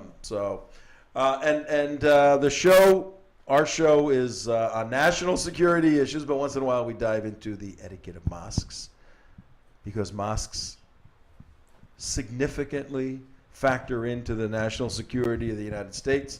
In a very serious way, the Islamic Center is much more than a mosque. It's often a mosque is part of the center. The center is the center of the Islamic life in that area of occupation. Islam views what's the term? The Hajj, the Hijra, right? The Hijra, which is the emigrating out of Muslim countries. It's an actual advance, just like the Pilgrims did coming over from England, or the Easterners did going west, young man, to advance and take the land. Islam believes in the doctrine of the Hijra, which is to advance to non-Muslim lands and occupy those lands, populate those lands, insinuate Islam and Sharia into those lands, and then dominate those lands. And I got a very, very quick, very great example of what the Hijra, the Hijra is once you plant a mosque, say this is a mosque, okay? It is a mosque. and you plant it in an area. You put it in a strategic location. It's actually strategic placement. It is not a religious placement, because you'll notice why there'll be mosques pop up in areas where there is no Muslims. So they actually strategically place the mosque in an area as a strategic goal. And they take another mosque and they'll put it X amount of miles away. And then they'll take another mosque and put it X amount of miles away from that one, concentrically out. So now around the mosque, there's an area of which they control. They control the mosque area and the immediate surrounding area around the mosque. And when all those circles coincide and gather in together, now you have one big huge area which all the mosques control. And so that is the basic strategy, the overall strategy of the mosque placement. You put a mosque in one place, second one, third one, fourth one, fifth one, and then you let those mosques. Sounds like Paris. Yeah, that's exactly what's happened in Paris. And also you notice up in Detroit and Dearborn, it's exactly what happened up there. Strategic placement of mosque. The mosque envelop into a big circle and they take over the whole area. Yeah, and the takeover, if you think we're being conspiratorial or Islamophobic, the The takeover is graphically illustrated by Dearborn, Michigan, where the population is, 50% Muslim. And these are Shia Muslim for the most part from Lebanon, which Lebanon is hooked up with Iran. Hezbollah. And in this 50-year period, which now can be accelerated greatly because of technology, Islam dominates Dearborn. It's affectionately known by people that do counter-jihad work as Dearbornistan. It's gone. It's gone. Completely gone. Beautiful, beautiful city now. Mark's been there several times. You go downtown and everything's in Arabic, all the stuff. And so that city's gone. So this is the model that Islam is following worldwide for 1,400 years, but in specific in the United States. The Islamic Center. Also in Europe, it's the same. Well, yeah, Europe is the same thing. Gone. The Islamic Center is the center of that geographic region of the Islamic life.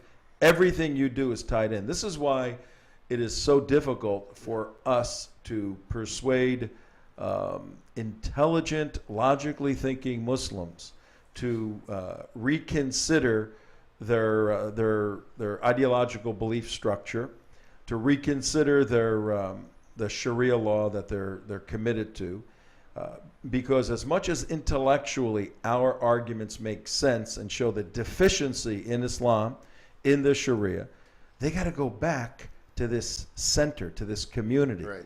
Every part of their life is controlled, just like you saw those Right. rules. And that's the reason it's very theocratic in nature, and they vote theocratic, and everything is top down. And like Tom said, it's the, if you think of it as a wheel, it's the center spoke of the wheel, it's the center hub of the wheel, and what they do, they just expand the wheel, the out part of the wheel further and further and further to keep everybody coming in towards the center of the wheel, which is the mosque or the Islamic center. And the larger the wheel gets, it eventually runs into another wheel intersecting. Now you have the big area. And watch how all of this stuff works. It's very interesting. And what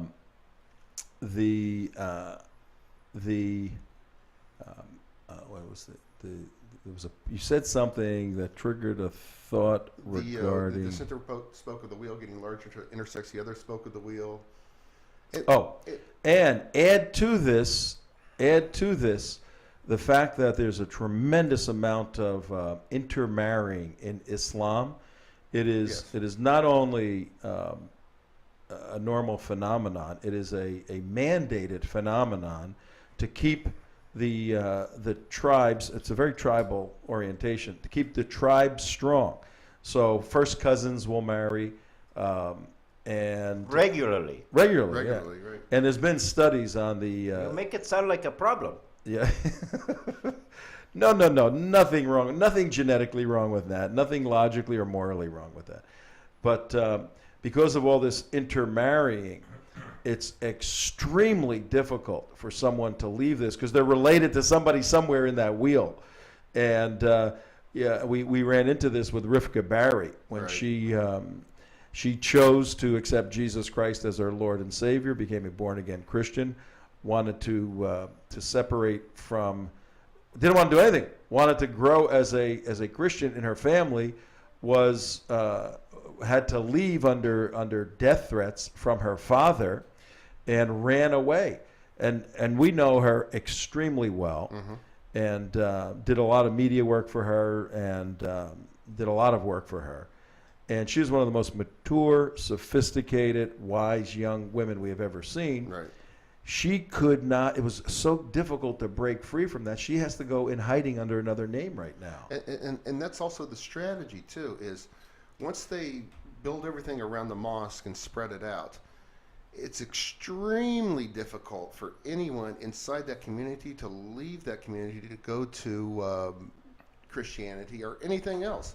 They have to physically not only leave their religion, their faith, they have to leave their family, they have to leave the society, they have to leave everything behind them. Apostasy is very expensive. And very, socially it's very expensive. And it's nearly impossible for a young person to actually leave the area because there's no outlet for them. There's no places for them to go. That's a big, huge problem in defeating this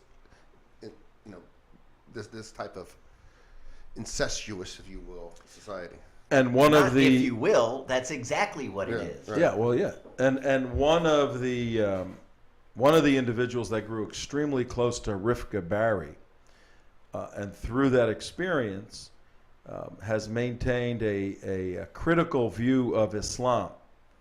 Had a critical view of Islam before Rifka Barry, got involved with Rifka Barry, the young, she's like 19, 20 now, 21 maybe, the young convert from Islam to Christianity. One of the individuals that came alongside her as a sister and helped her through a lot, and because of the Rifka Barry experience, increased her criticism of Islam. When you see this wonderful young frail girl hiding out because of the honor killing that was coming her way, how do you not speak out against that? How are you not critical against that kind of system? When you experience the fear and concern and trepidation of this brilliant little girl because her father wants to kill her. Well, that individual who spoke out then and continues to speak out will be speaking out in 2 weeks, April 14th, at a synagogue in New York called the Great Neck Synagogue. And if you can come to my screen, at the center of the effort to stop the she-devil from criticizing Islam is this little building there. Can anybody read the name on that building? I know what that is. What is it? That is the Islamic Center of Long Island. Oh, we find an Islamic center again Yes, our in friend play. Habibuddin. Oh, so we have an Islamic center in New York. Come back to my screen here. And what we've been doing over last Friday and yesterday, we have launched a public investigation into the terrorist ties of the Geller conspirators. And we said yesterday, on yesterday's show, that our experience has been whenever you discover, as we did with a string of 7 emails, whenever you discover, if you can come back and forth to me here, Mike, whenever you discover a conspiracy as articulated in the string of 7 emails that we found, where the head of an interfaith alliance sends an email to the president-elect of the Islamic Center of Long Island, and in that chain are Unitarian Universalists who are supporters of Hamas. Mm-hmm. Whenever you find all these metrics, these terror metrics, these jihad metrics, you go, there's some dots that need connecting here. That's what we've been doing over the past couple of days. And our hypothesis is, coming back to my screen, our hypothesis is that, actually right here, stay on my screen.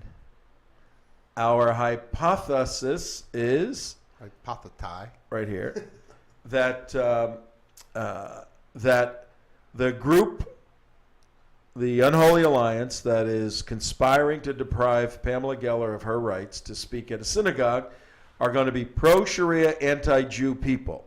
Okay? These are people that are for Islamic law to become part and parcel of the American experience, and they hate Jews. Now, we've got to dig below what they may say in a particular press conference or in a meeting and look at what they truly believe, and that's our job right here. And we're saying when you research and dig in, you'll see these themes be played out in experience. We looked at Mr. Habib Ahmed, and yesterday we were taking a look at Claire DeRoche. And okay, yeah, come there for a second and stay right. Don't come back to me yet. Here we go. And here's the questions we want to ask. If you can come back to me, Mike. We want to know who these people are. Bob Nuxall, Doris Tebbitz, Elaine Peter, Farouk Khan. Farouk Khan is the co-founder of the ICLI, and also, per Mr. Habib Ahmed's request, also sits on the Nassau County Human Rights Commission. Okay, so Farouk Khan, who's listed on our sheet of paper right here, and he's one of the conspirators on the 7 email string, he and Habib Ahmed are very, very close. Farouk Khan is the uncle of Daisy Khan. Daisy Khan is the wife of Imam Faisal Rauf of Ground Zero fame, Park 51. So originally the Cordoba initiative, which goes exactly back to what Mark was talking about before, as far as another center, another Islamic center. Yep. Okay. That's what they were trying to do. We have a swimming pool, and we're going to have this and that and all of this stuff. But we found an interesting connection between Habib Ahmed, the top Muslim, and Farouk Khan. And Daisy Khan is the niece of Farouk Khan, the wife of Park 51, Imam Rauf. Imam Rauf and Pamela Geller fought head on head, mano a mano. Yeah, monstrous battles 2 years ago publicly on national TV. And he lost. The she-devil beat the imam. How do you think that went in his little society of... I don't like to talk about such things. So do you think there's a little bit of payback here for Pamela Geller? Yes. Well, that's our theory. Revenge is a dish best served cold. So we want to know, and you look at some other names there, Claire DeRoche, all of that. Have any of these people truly supported Muslim terrorism? Not... Will they appear at a press conference and say, we're against all extremism? But is there a connection, a systemic connection, a organizational connection, an ideological connection? Connecting the dots, folks. This is what we do. Spoiler alert. What happened? Yes. Maybe spit on the mic. What is the relationship of the Unitarian Universalists for Justice in the Middle East to the Islamic Center of Long Island? Who funds the Interfaith Alliance? These are some of the questions we're throwing out there. Are any of these conspirators involved with any of the 6 or 7 Muslim Brotherhood operators who now advise President Obama? Yes. You know what we didn't run yet? We will. We'll run all those names, those 13 names on the entrance guests at the White House. Yep. I bet you a bunch of them pop up. Yep. How did Habib Ahmed become a commissioner on the Human Rights Commission of Nassau County? And how does, a more prominent question, how does the Nassau County Public Commissioner, the Human Rights Commissioner office, have 45% Muslims in an area which only has 1.2% Muslims in its whole area? How does that happen, Tom? Oh, wait. You mean Nassau County has, what, 10 or 12,000 Muslims? 11,000 and change. 11,000 and change out of 1.2 million people. So, all right, dig this. There's 1.2 million people in Nassau County. Right. Nassau County says, in order for us to properly protect the human rights of 1.2 million citizens, Nassau County is a beautiful part of New York, of Long Island. According to Forbes magazine, one of the 12 richest counties in all of the world.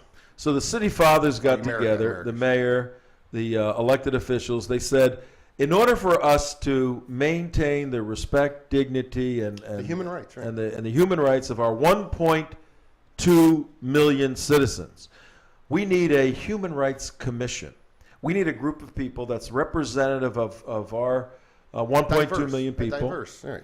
And we need a group of people that are willing to come and commit themselves and protect the rights of the handicapped, the various religions, the various minorities, blacks, whites, greens, ethnic people, gays, all of that. Whatever, yeah. So, and this should be a microcosm of what Nassau County is, and it should be, to a large degree, the elite, intelligent people who understand life and who have compassion and concern for others and come together.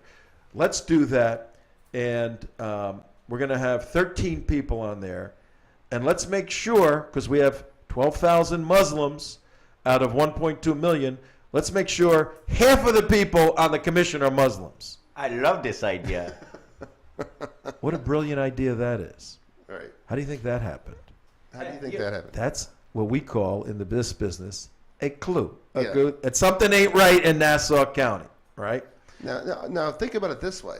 Any human rights violation that comes up that's proposed out of Nassau County, all they have to get for majority. I got 6 votes already, man. All he needs one more vote. Yeah. I know I get one stupid liberal to jump. Absolutely. Oh, and actually, if you go down the rest of the list, probably the other proportionality of the people on there are leftist liberals out the. How many Republicans on that committee, you think? All right. Yeah, that would be. Well, we're going to find all of that out. I've got something up on my screen right now that you might like. I mean, we were just talking about Ms. Daisy Khan. What do you have? I have something on my screen, where that other church we've been talking about, the UUCSR. Yeah. We're going to get to them now. What do you have? Well, I'll wait then. I'll wait. And it just has a little, just a little speaking engagement. From Daisy Khan. I have it set up on the screen. Daisy Khan. All right, let's see it. Let's see it. Right up there.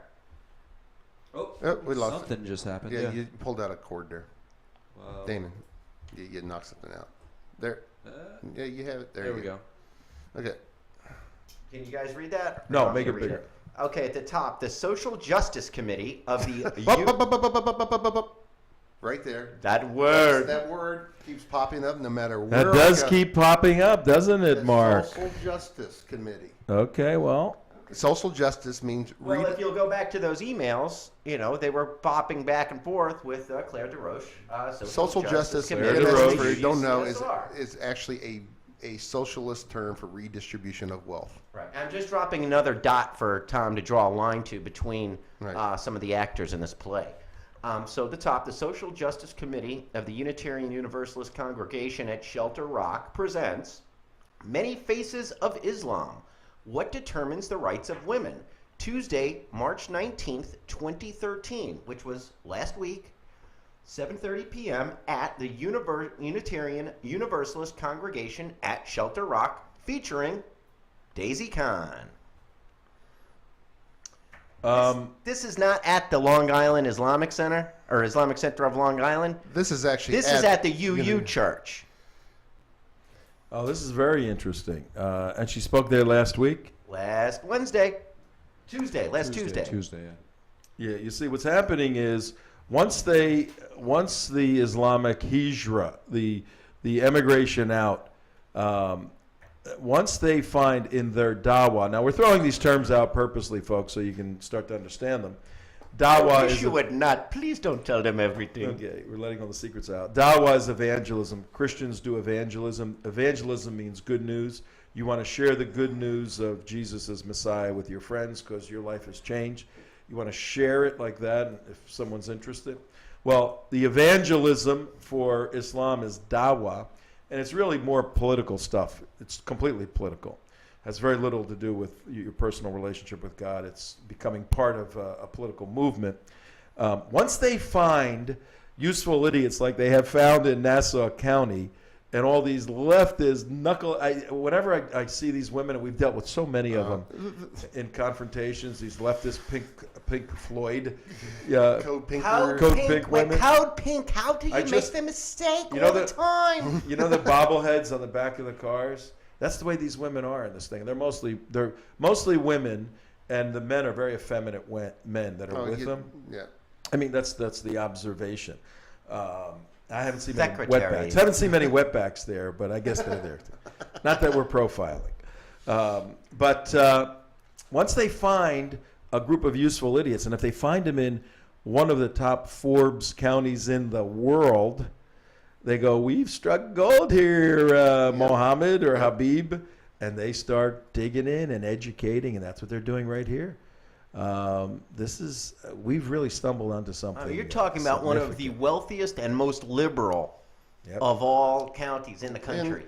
And here's the other thing to keep an eyeball on is it is right next to the media capital of the East Coast. Good point. Very good. Of the world. And the economic target of the jihadis. That's right. And you wonder why they're targeting New York City. To them, New York City is the great thing to destroy.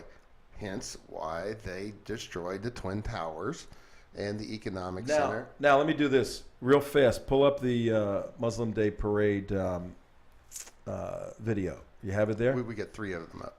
The Avella one or the marching down the street one with the cops? Or no, the bombs in my belly. And the Avella one, yeah. Well, yeah. All right, before you start. That's okay. You can do that one too. That one has okay. that one has an end. Leave that there. The one with the marching down the street. Now here's where we're connecting the dots, and we got a few minutes. I want to end this segment on this video.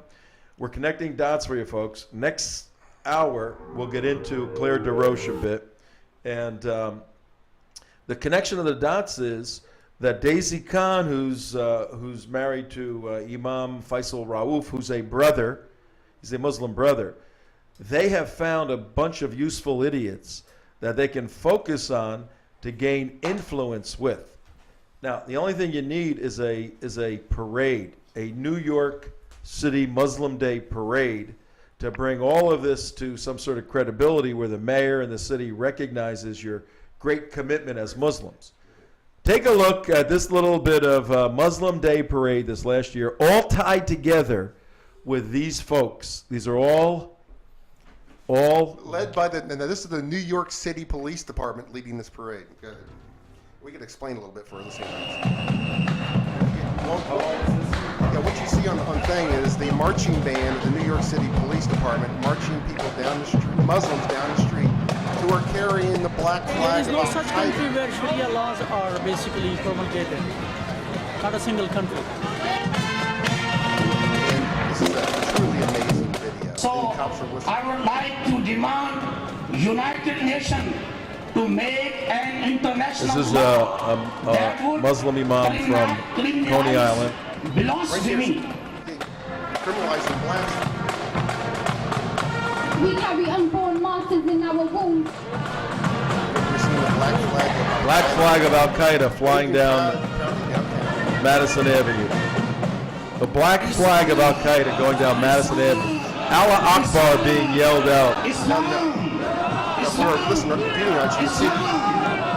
This guy is raising his hand. And like Hitler does. Hitler doing it. Message was loud and clear. And that was the Grand Marshal saying the message was loud and clear, Allahu Akbar. And the question we asked, should American cops be marching to the tune of Allahu Akbar? Yeah. And this is 5 feet away from Great Neck, Long Island, from the Islamic Center of Long Island. This is just right across the river. So all of this is together, folks. There's a mess in New York. We understand that. Go to my screen for a second, Mike. We were looking at Habib Ahmed. He is one of the leaders in the conspiracy to suppress Pamela Geller's right to speak on April 14th at a Jewish synagogue. The next person we looked at was Claire DeRoche. Now, we're going to go to the Islamic Center of Long Island. We're going to dig in a little more deeply here. But you had, what did you want to roll out, Damon? You had. I have a video of one of their guest speakers. We got to hold the videos. We got about a minute left here. Let me go to this Labor Party. We can play it at the break. Well, we may. I mean, we're going to want to. I could tell you about him. Yeah, good. Why don't you do that while I look at this? His name is Maury Salah-Khan. Talking to Mike. His name is Maury Salah-Khan. He is absolutely. He runs a website called Peace Through Justice Foundation. It is extremely anti-Israel, pro-Palestinian.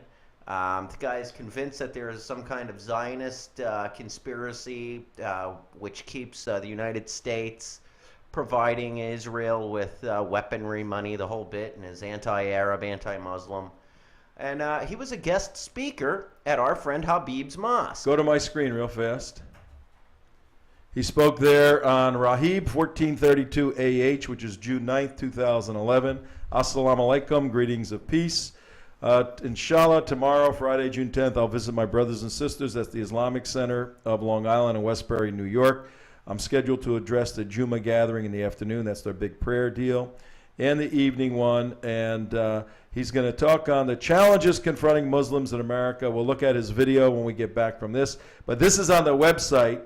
This Jew hater spoke at the Islamic Center of Long Island, the folks that want to keep Pamela Geller from speaking at a synagogue in 2 weeks. We'll be right back. Damon.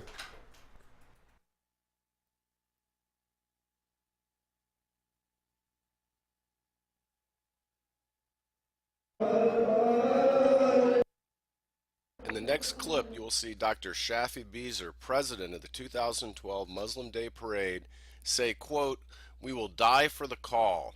That call is, quote, there is no God but Allah, and Muhammad is the messenger of Allah.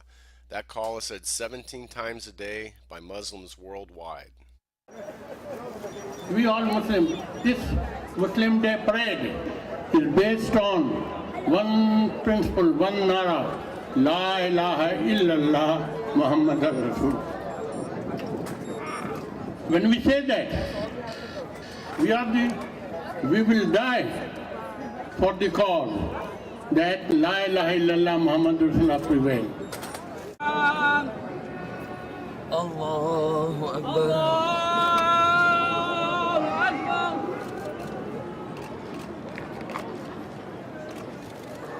Allahu Akbar. Allahu Akbar. Allahu Akbar.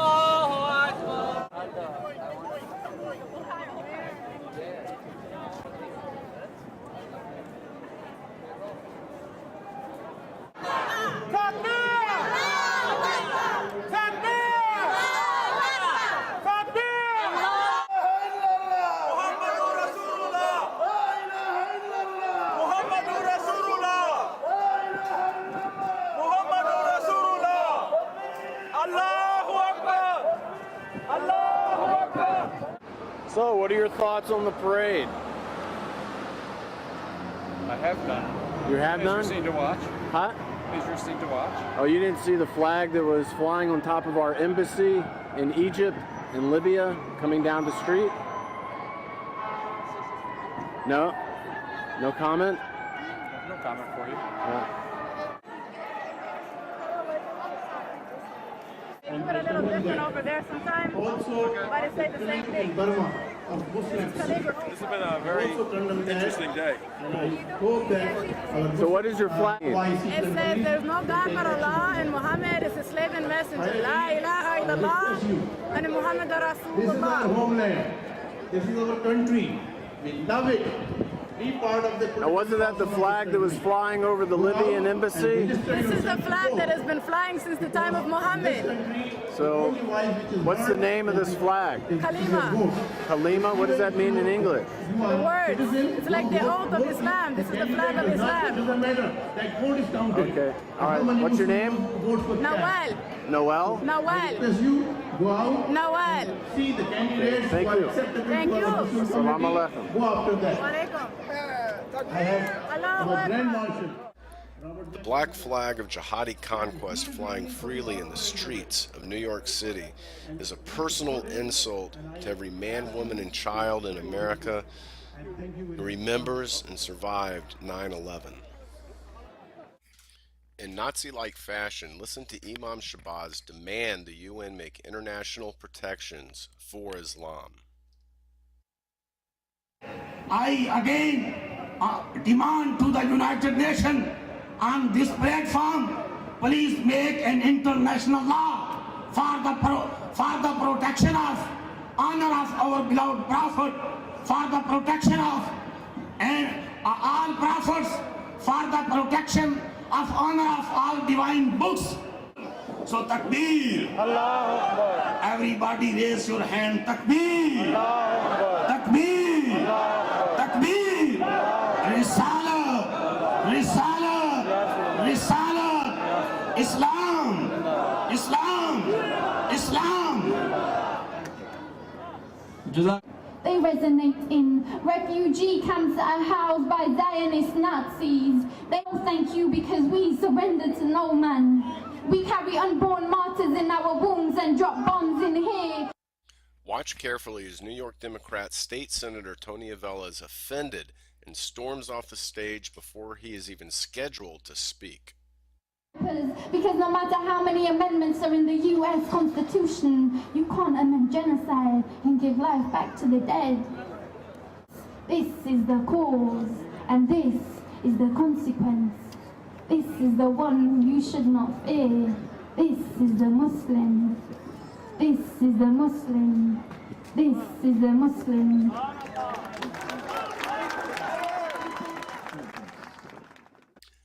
This offensive picture of the black flag of jihad flying over our White House was taken from page 10 of the 2012 Muslim Day Parade program where this video was shot.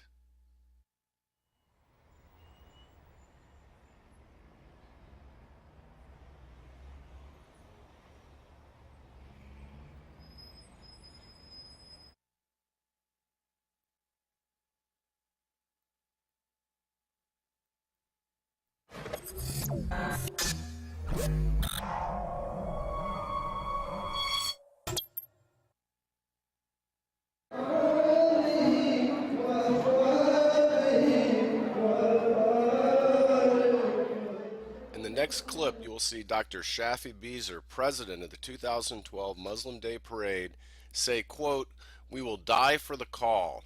That call is, quote, there is no God but Allah, and Muhammad is the messenger of Allah. That call is said 17 times a day by Muslims worldwide." We all Muslims, this Muslim Day Parade is based on one principle, one nara, La ilaha illallah Muhammad Rasul. When we say that,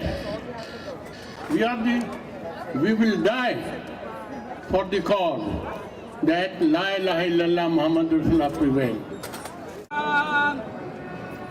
Allahu Akbar.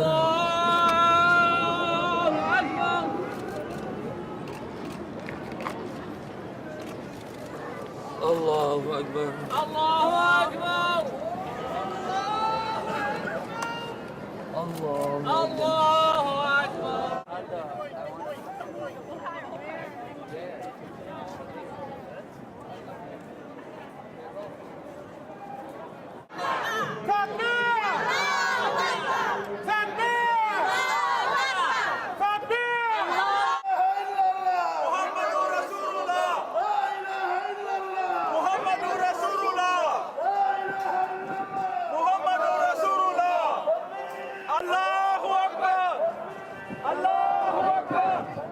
So, what are your thoughts on the parade?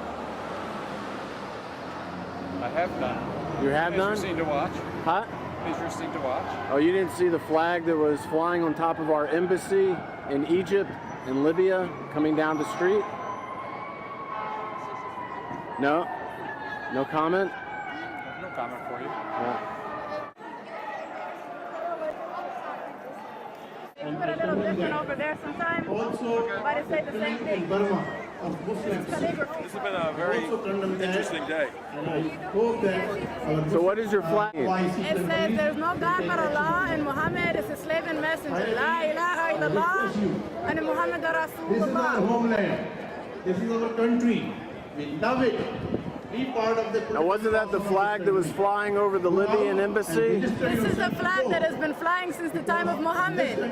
So, what's the name of this flag? Kalima. Kalima? What does that mean in English? The words. It's like the oath of Islam. This is the flag of Islam.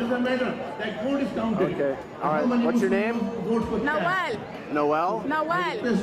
Go out. Nawal. See the candidates. Thank who are you. accepted Thank into you. our social Salam committee. alaikum. Go after that. Walaikum. I have Allahu our Grand Akbar. Marshal. The black flag of jihadi conquest flying freely in the streets of New York City is a personal insult put the to mics every on. man, woman, and child in America. or Tom at TrentoVision.tv. Listen and watch every weekday from 3 to 6 p.m. on AM 14 Go ahead and kill the video. at TrentoVision.tv. Now, let's get a peek at Tom's view of the world. Here's Tom Trent. All right, welcome back, everybody. Good to be back on a Tuesday afternoon. Welcome if you're just joining the show. You're jumping in your automobile because you finished work at 5 o'clock. You're looking to get home or you're looking to get somewhere, and you turn the radio on, and here you are, WNN 1470 on the dial, TrentoVision. My name is Tom Trento, your host. With me today is not CJ, Cheryl Joyce, not here. She's enjoying her family and this lovely Jewish season of Passover. We got a few words on Passover in a bit. But with me here is the fat CJ, as you can see on our screen right there. That's J. Mark Campbell, usually on the other side. And some props to the boys over there. They're running the board fairly well, keeping things going. Okay, we keep them fed, and everything goes along very, very well. I'd like to say hello to all the Tea Party folks out there, 120,000 or so of you.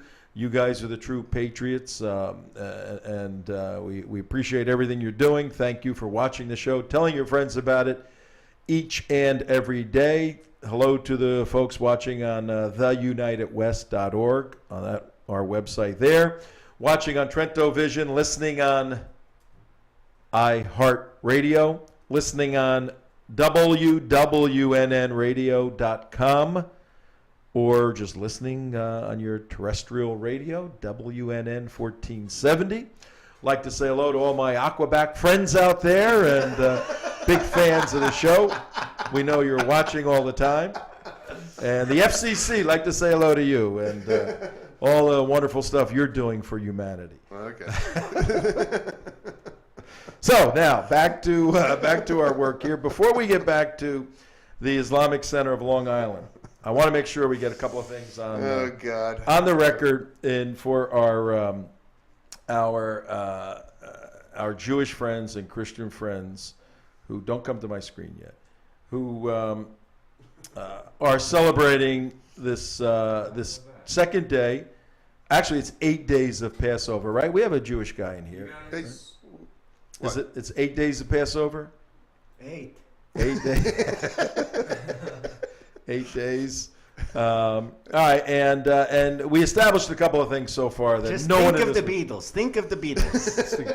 We established a couple of things so far that this event took place 3,500 years ago. You're gonna have to send your computer to this again. I don't want my computer seen at this point. No, but the IVGA. What happened? It broke? It went dead. For some reason it dropped in. Did it really? It died. Died. Okay. For the low information listeners out there, IVGA means a little device that makes you see what I see. Makes you see what I see. But Do you see what I see? Yeah, I don't know if it's working. In any event, we will go. We'll march on. We learned a couple of things. We learned that the Passover that 15 million Jewish people are celebrating today, the Passover event occurred 3,500 years ago, and the number of Jews that left, they were Hebrews, that left Egypt finally was close to 3 million. People, I mean, when I first heard that number years and years and years ago, I thought it was like a few thousand, a little group. It was millions of people. And we go, how do you control millions of people? Very easily. They don't have the weapons. And, and you make life bearable. You make life bearable for your slaves and barely bearable. And you can do that. But it was time to let them free. And one of the orders that the Pharaoh had given in order to keep the Jews from propagating and getting stronger than they were was to kill all the firstborn. The mother of Moses, Jochebed, I think her name is Jochebed. Let me see if I could find her name real fast. She's she's well known, but her name is, I'll find it in a second. She put her little baby boy in a little boat-like crib or so in the reeds in the water. The sister of Moses, Miriam, got it to the Pharaoh's court and then convinced the Pharaoh's wife to let her find a wet nurse for the baby, found the mother who was the wet nurse. So the mother actually raised Moses in the court of the Pharaoh. Moses rose up to be a leader, and at that point he saw the suffering of his people. As Damon said earlier, got in got in a fight, killed an Egyptian. The next day he tries to referee a fight between two Jewish people. They said, "Who are you to tell us what to do? You killed the Egyptian yesterday." He took off Moses. Wandering a bit, goes to the burning bush. He sees a bush burning. God meets him there, talks to him, and says, "You're going to free my people." He says, "I can't even speak English. What do you want me to do?" And he says, "That's okay. I'm going to send somebody with you." And he sends Joshua to be the spokesperson for Moses, because Moses had a speech impediment, believe it or not. And now you don't see this as much when you see Charlton Heston screwing with the Pharaoh. But one quick question before we take a look at the plagues. 1,500 years. There's only 15 million Jewish people in the world. And this event is memorialized exactly in the same way for 3,500 years. If any of you ever want to see a legitimate miracle, first of all, to have a people that is dispersed, that's part of a diaspora, a people that are thrown out of their land, and the Italians, my people, threw the Jews out of their land in what year? Anybody know? Threw the Jews out of Egypt? No, the Italian people threw the Jews out of their land, out of Israel, in what year? They were called the Romans back then. 400 BC? No, it was right after the. No. You're talking, but they were always in. I got a lot of work to do, guys. I got a lot of work to do. I'm feeling so smart today, Mr. T. 70 A.D. was the destruction of the first temple. Well, they didn't throw them out. They threw them out of Israel. They killed them and threw them out. They were still there, and they had Hadrian came back down and crushed him later. That's the diaspora. It started in 70 A.D. The Jews had to leave, and the temple was destroyed. You talk about when they put the temple on top of the Jupiter, the statue of Jupiter down in Israel. Is that the time period? Well, you may be thinking about Jupiter was the Romans. That was 70 A.D. Yes, 70 AD. 70 AD. I thought it was later than that. No. The other desecration of that same temple was the Maccabees, where we saw. That's what I'm thinking. Yeah. So you're talking that was 166 or so BC. Okay. That was earlier. But the 70 AD was 70 AD is the diaspora, the dispersing of the Jews. That's Hadrian's attack. I think the emperor was Hadrian then, the Italian emperor. But the fact of whenever a people has been dispersed, they usually assimilate into the various countries to which they go, and their nationality disappears. There's been a lot of cultures that disappear because of dispersions. The Jewish people are the only people ever, after 2,000 years, to regain a homeland, and this was prophesied in the Bible, it's very interesting, to regain a homeland and to maintain the national identity of a group of people when they lived in 50 different countries. It's amazing. It's a miracle. Now, if they stayed in their own country and had to maintain the integrity of the tradition from Passover for 3,500 years, you go, that's pretty amazing. But to have them all dispersed in various countries, various languages, various cultures, and those little groups of people maintain the Passover traditions, which are exactly the way they were back then to how they are now over 3,500 years, you go, this is impossible. Well, it happened. We see the evidence for it today.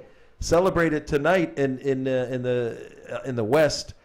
Jews in Israel only have one Seder. That was interesting that Ronnie Wexler told us about that last week. I'd never known that. I knew it was two. And I knew it was two. I did not know it was only one in Jerusalem. They err on the side of being safe outside of where the moon is in Israel. Better right? safe than sorry. Yeah. Better safe than Seder. Better Seder than sorry. So they have the extra Seder. So if you want evidence of a miracle of God sustaining a group of people and keeping a tradition like this, it's amazing. But let's go back to the story real quickly. Correction, real quick. The first one you're talking about was the first Roman-Jewish war was 66 to 73 A.D. And the second war was the Hadrian one, was 132 to 136. Yeah, but the temple was destroyed in 70. Yeah, 70 the first, AD. first one was destroyed in 70, and they did it again, in essence, in 132. Cleaned up. They cleaned up. They did a little cleaning up. There were still Jews, and even after that, Jews still stayed there. There's always been Jewish people in Israel, since the beginning. But they were just quietly living there, and occupiers. Yes, the occupiers. And they built the Temple of Jupiter in the second one. Okay. And which had been destroyed in 70. Okay. And then the Muslims took it over in late 600s, early 700s. Takbir. All right, but now let's just go for a second. Just want your thoughts on no more tough questions, okay? Okay. Just want your thoughts on some of brain these. hurt. And I had some great video, but we can't play it. Yeah, you got to shut down your IVGA and start it up again. Shut it down and then start it back up. It'll come up. Okay, let's try that. I had some great stuff, but we can't play it right now. Okay, folks, let's do this. Yeah, but that whole the whole okay, so that's that whole dysphoria of how Jews are just constantly just killed, by everybody. Okay, we're good now. Is but don't come to my page. Don't come here. I don't have anything for you. I mean, you could understand the Jewish mindset having been forced out of their homeland to live in all these other countries. Send it to me. I got it on my screen. I don't want to show this. No. Send me the Jewish shows for videos. I don't want to show anything. Oh, I don't want to show anything. Well, that's exactly what you're showing. Yes, I don't want to show anything. I want to talk. Okay, go ahead. The videos we can't show, right? Yes. We can? Yes. I thought you said we can't. You said we can't. I said we can. I said send me the videos. No. These are videos we're not allowed Talking to. about those. Yes. This is boring. Great coordination. Great coordination. Okay. All right. Now we're back on track. Moses gets called. Here he is. He goes back to Pharaoh and with Joshua, and he says, "All right, can you imagine Moses? I mean, he had the burning bush experience, but he wasn't like talking to God every day. This was a unique experience, and he's got to go back. It's like you, Mark, God talking to you, and then you going into the White House and assembling the whole administration and all the cabinet, and you have a stick there, and you go, okay, all right, yeah, you got to let all the Japanese people leave, right? And they're gonna go, what are you talking about? And the analogy doesn't work because I understand what you're saying. But you got a rod in your hand, and all yeah, you like get turned into a snake and all that. And it's like you going there and say you must balance the budget. Yeah. And they're going, who are you? What is this? I'm Moses. And so Moses had his staff. He throws it down, it turns into a snake. So they go, ooh. Well, what does Pharaoh do? He says, well, two of his sorcerers throw down theirs. They both turn into snakes. Now you got 3 snakes up there. So you got a battle between gods. And what happens next? Noah's snake ate Moses' snake? Yeah. Well, Noah was. Noah had. Are you going on a cruise, Mark? Noah had two. I can want to do Noah. Noah's not in the story. Sorry, Moses. Just for the record, Noah did have 2 snakes. They were on the ark. Oh, that's right. Okay, that's a good point. Noah had 2 snakes. I'm sorry. Moses' snake ate. Moses' snake eats the other snake, snakes. right. Ate Jesus' snake. And we have. And how about Old MacDonald? Old MacDonald comes along. And we have Festivus. Aardvarks. Who wants aardvarks on our ark? And out of that comes the holiday of Festivus. Okay. So Moses' snake eats the other 2. And these people go, ah. And then Moses starts saying, look, you're screwed, Pharaoh. This ain't going to be good for you. God's got some bad stuff planned for you, but he's going to go easy on you. Just let my people go. Let them go. Now, what was the downside of Pharaoh letting a bunch of people that they're annoying him, they're trouble to him, they're willing to leave, and he doesn't really want them there? Why didn't he just let them go? Well, if it's a 3 million person workforce, he doesn't exactly want them taking off. You like matzo balls. Well, I mean, you got Who's going you. to make these matzo balls for him? Yeah, well, there's an economic factor for sure. Slave labor. Who wants to let that Yeah. go? So he's getting all that done. I'm sure there was a lot of food being prepared and all of that and all the stuff. So there's an economic factor. But what else? How is he perceived, Pharaoh? He's It's a perceived. power thing. It's It's simply a a power trip, thing. yeah. It was like, it's a, you know, it's taken away from his power as king, as authoritative figure. As a pharaoh, as a pharaoh. I'm the one who decides who leaves or go. You people do not have that choice. I am God. I am the ruler. I am God on earth. Your little puny God has zero power. I don't want other people getting the idea that there is another God more powerful than me that can give me orders and tell me how to run my country, Mr. Obama. And 1,500 years after this event, we saw 2 weeks ago what happens in political environments when you're perceived as to not be the proper ruler that you are. Remember, strong horse, weak horse. Yeah, remember the Ides of March. And all the senators turn and said "Tihi Brute." Yeah, you too, Brutus. Tihi Brutus. Well, the pharaoh was the same sort of way. I mean, there was other people that wanted to be the pharaoh, so he had to maintain this hard line. I'm not letting all these people go. So okay, number one, first plague was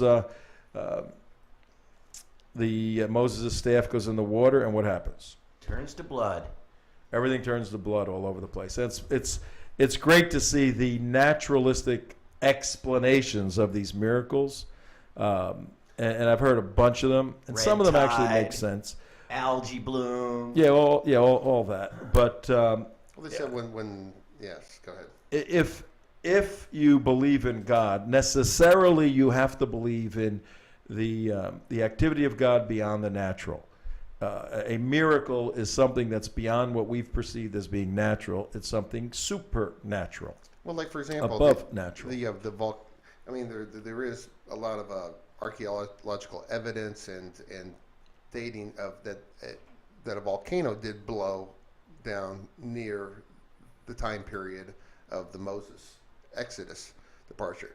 Even if that did happen, all the things that were subsequent. Yeah, that happened the timing of, let's say it had a naturalistic explanation. And the 10 plagues have a supernatural component to all of them, or Santorini, I think, is the island, if I'm not mistaken. Where the volcano erupted. And it just blew out, and it mounds and mounds of ash all over.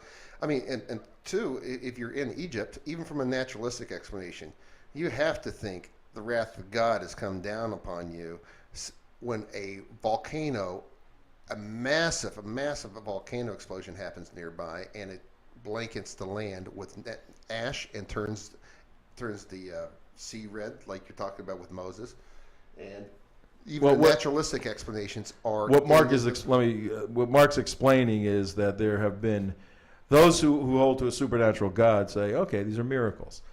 Those who don't say, how do I explain what happened without having to believe in God? And there's a naturalistic explanation, and they take this event that took place and then lay out, well, it could have done this. Then as a result of that, the frogs could have come, and then the locusts could have come, and then the insects could have come, and then That's more miraculous when you lay that out. And if you look at it from that angle, and Moses or Noah or Moses or Old MacDonald, whoever the guy was, didn't know even what was coming next. But the first one was water, turned to blood. Second one were frogs all over the place. Nasty stuff. Third one, lice all over the place. Flies all over the place. You should ask us the 7 plagues. I don't think we'd have got all the 7. It's 10 of them. Each time. Is it 10 plagues? I thought it was 7. Each time, That's the 7 deadly sins. Unitarian was 7. We blew off 3 of them. Each time there was a whole process where Moses would go back and go, Pharaoh, yeah.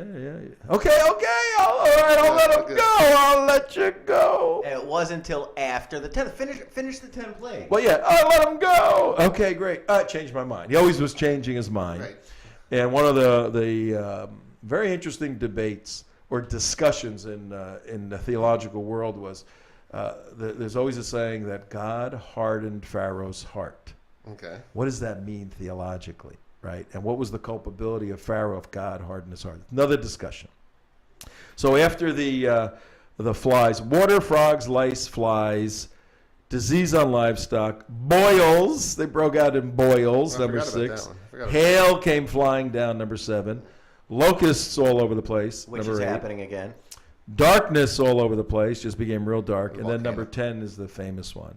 Number 10, finally, after all these natural, where God used all these natural events in a supernatural way to get Pharaoh's attention, to say, you're screwing with the wrong people here. I think Mohammed Morsi needs to read Exodus chapters 8 and following, 8 through 10. Don't mess with the Jewish people, Morsi. They are chosen people. It's number 10. Number 10 is the bad one. That all the firstborn in the land are going to die. And the message, well, what was the message? What's the uniqueness about today? Passover part. Oh, the Passover, you talked about the whole story of Passover? Well, yeah. I mean, just that was essentially, that's when Pharaoh said, okay. He threw in the towel and said, go. The 10th plague. I can't take it anymore. The 10th plague was that all the firstborn males would die. Right. All of them. But God told Moses, I'm going to make an exception to the males that are in the homes that have what on the doorpost, because the angel of death is coming out tomorrow night, killing all the firstborn. And if you have this stuff over your lintel of your door, a sign of a cross. Sign of the cross, yeah. If you have a mezuzah on your door, if you got a mezuzah, I'm passing over you. What was required? Lamb's blood. Yeah, there had to be, and the symbolism of from a Christian perspective, which the Jewish scholars disagree with, obviously, to a degree. The Lamb of Christ. Well, yeah, as a prefigure and all of that. But the shed blood, God required the death of something for the life of something, and the blood was painted over the lintel, over the top edge of the house, and all the a lot of animals slaughtered that night, and I think it was just one day. It could have been 2.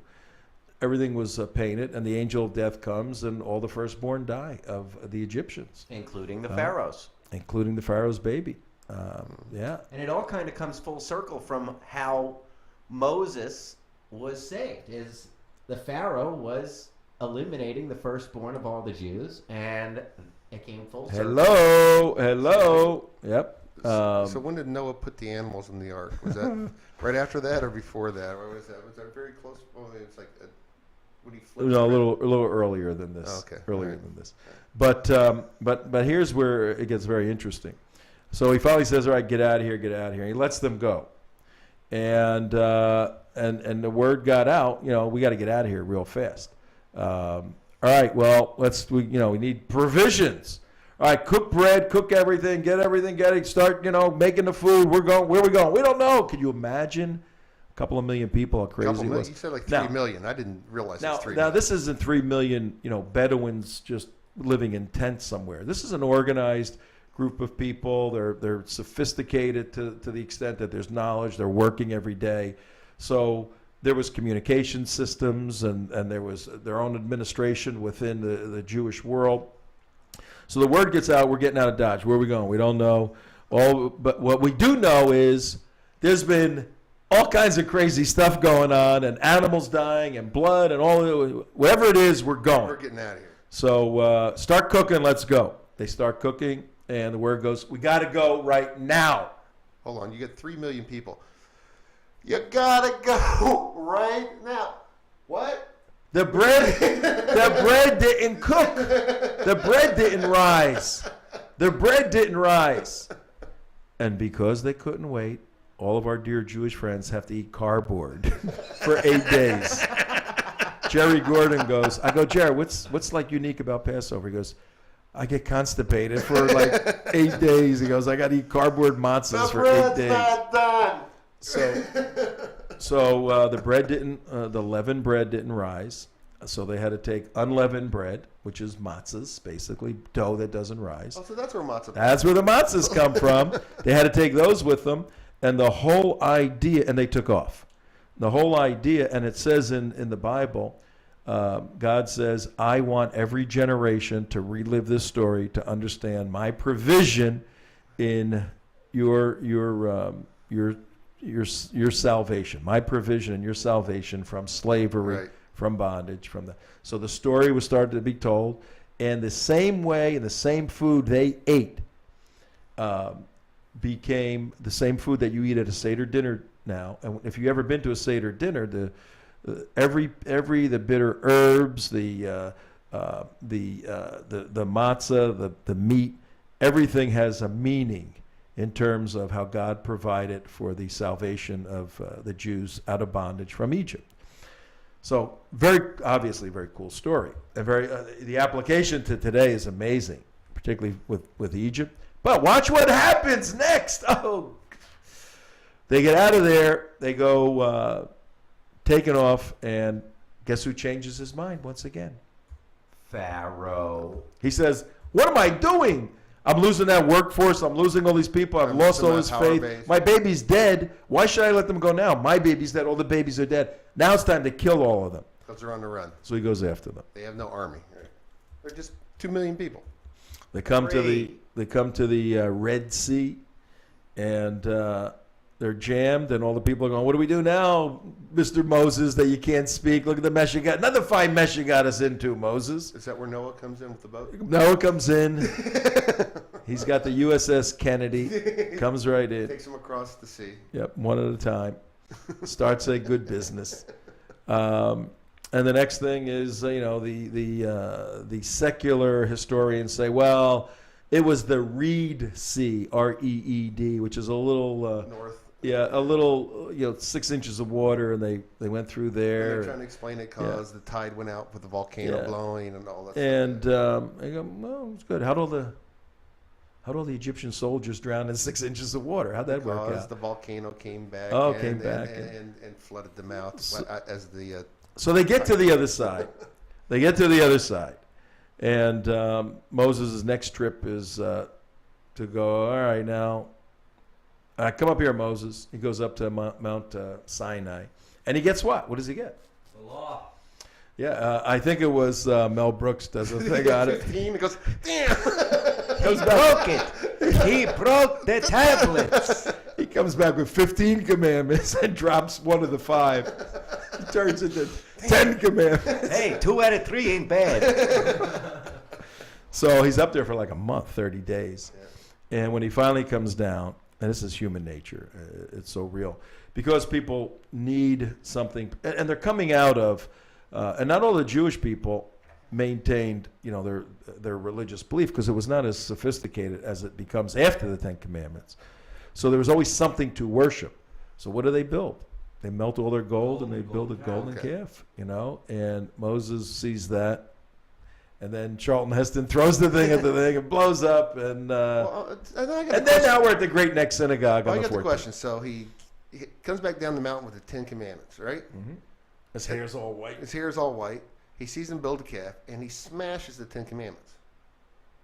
Then he goes back up the mountain and gets another 10 Commandments, or God just says, okay, here's a copy. Yeah, I don't know if he went up and... He went up a second time after he smashed it. Yeah, he went back up. Then he got some more. Then he came back down with 10 Commandments. There were 2. So I don't know. He smashed the Quran. He smashed the Quran and put the tablets in the Ark of the Covenant. But I mean, from a human nature point of view, and he's only gone a month. But again, it was all very confusing and all of that, and it shows how human nature is. I need something to worship. And the worship was very heathen, sex, drugs, and rock and roll. It wasn't loving God and serving your neighbor.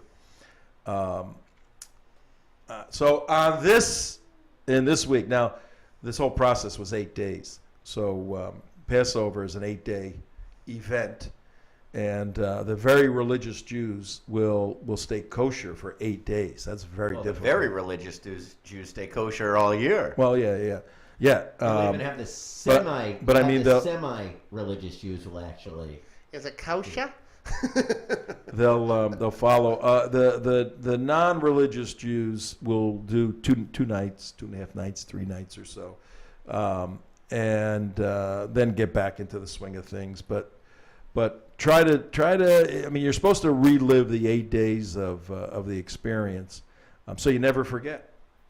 And very interesting. What's a famous Jewish wine? I haven't found. I want to go to Miami. We're going to Boca. Okay, Jewish jokes now on Passover. The FCC doesn't allow Jewish jokes. No, we know that. All right. Now, from Passover to investigations to the she-devil, yes. Oh, I hate that woman. You're at WNN 1470. Are you going to try to show your screen? It's up. It should work. Should it? Yeah, it said it's cool. It gave me the cool deal. It lied. Wait, go ahead. What do you got? Try. No, Okay. You tried actually really shutting it down. Yeah, I did. I shut it. Let me get this rolling, and then we'll do that. Just send me that. And I'll You have it. I sent it to you the other day. Good luck finding it. Thanks. Hang on. Let me tell the people. We got people listening and watching. Right. Hello, everybody. Tom Trento, 37 minutes. Jews. 37 minutes past 5 o'clock on Tuesday the 26th, second day of Passover, second Seder, second night. Seder dinner, Mark, is the same dinner that they ate. They're eating it tonight. What are all the? Well, we're done with that for now. The Seder plate? Yeah, you remember all the stuff? I know there's a chicken. No, there's not. No, there is chicken. That's what there's you meat. eat. It's not the Seder plate. No, there's lamb, I think, on the Seder plate. See if you can get the exact stuff. There's bitter herbs. Yes. There's pickles. No. There's radishes. Radishes in the desert. I have it right here. How do you have radishes in the desert? There's Would you like the foods there's and, garlic. and their significance? Yes, go ahead. Okay. The 6 traditional items on the Seder plate are as follows: maror and chazeret, bitter herbs symbolizing the bitterness and harshness of the slavery in which the Hebrews endured in Egypt. Okay. Either horseradish or romaine lettuce may be eaten in the fulfillment of the mitzvah. Horseradish or romaine lettuce. Okay. Okay. Second is the charoset, sweet brown mixture representing the mortar used by the Jewish slaves to build the storehouses of pyramids of Egypt.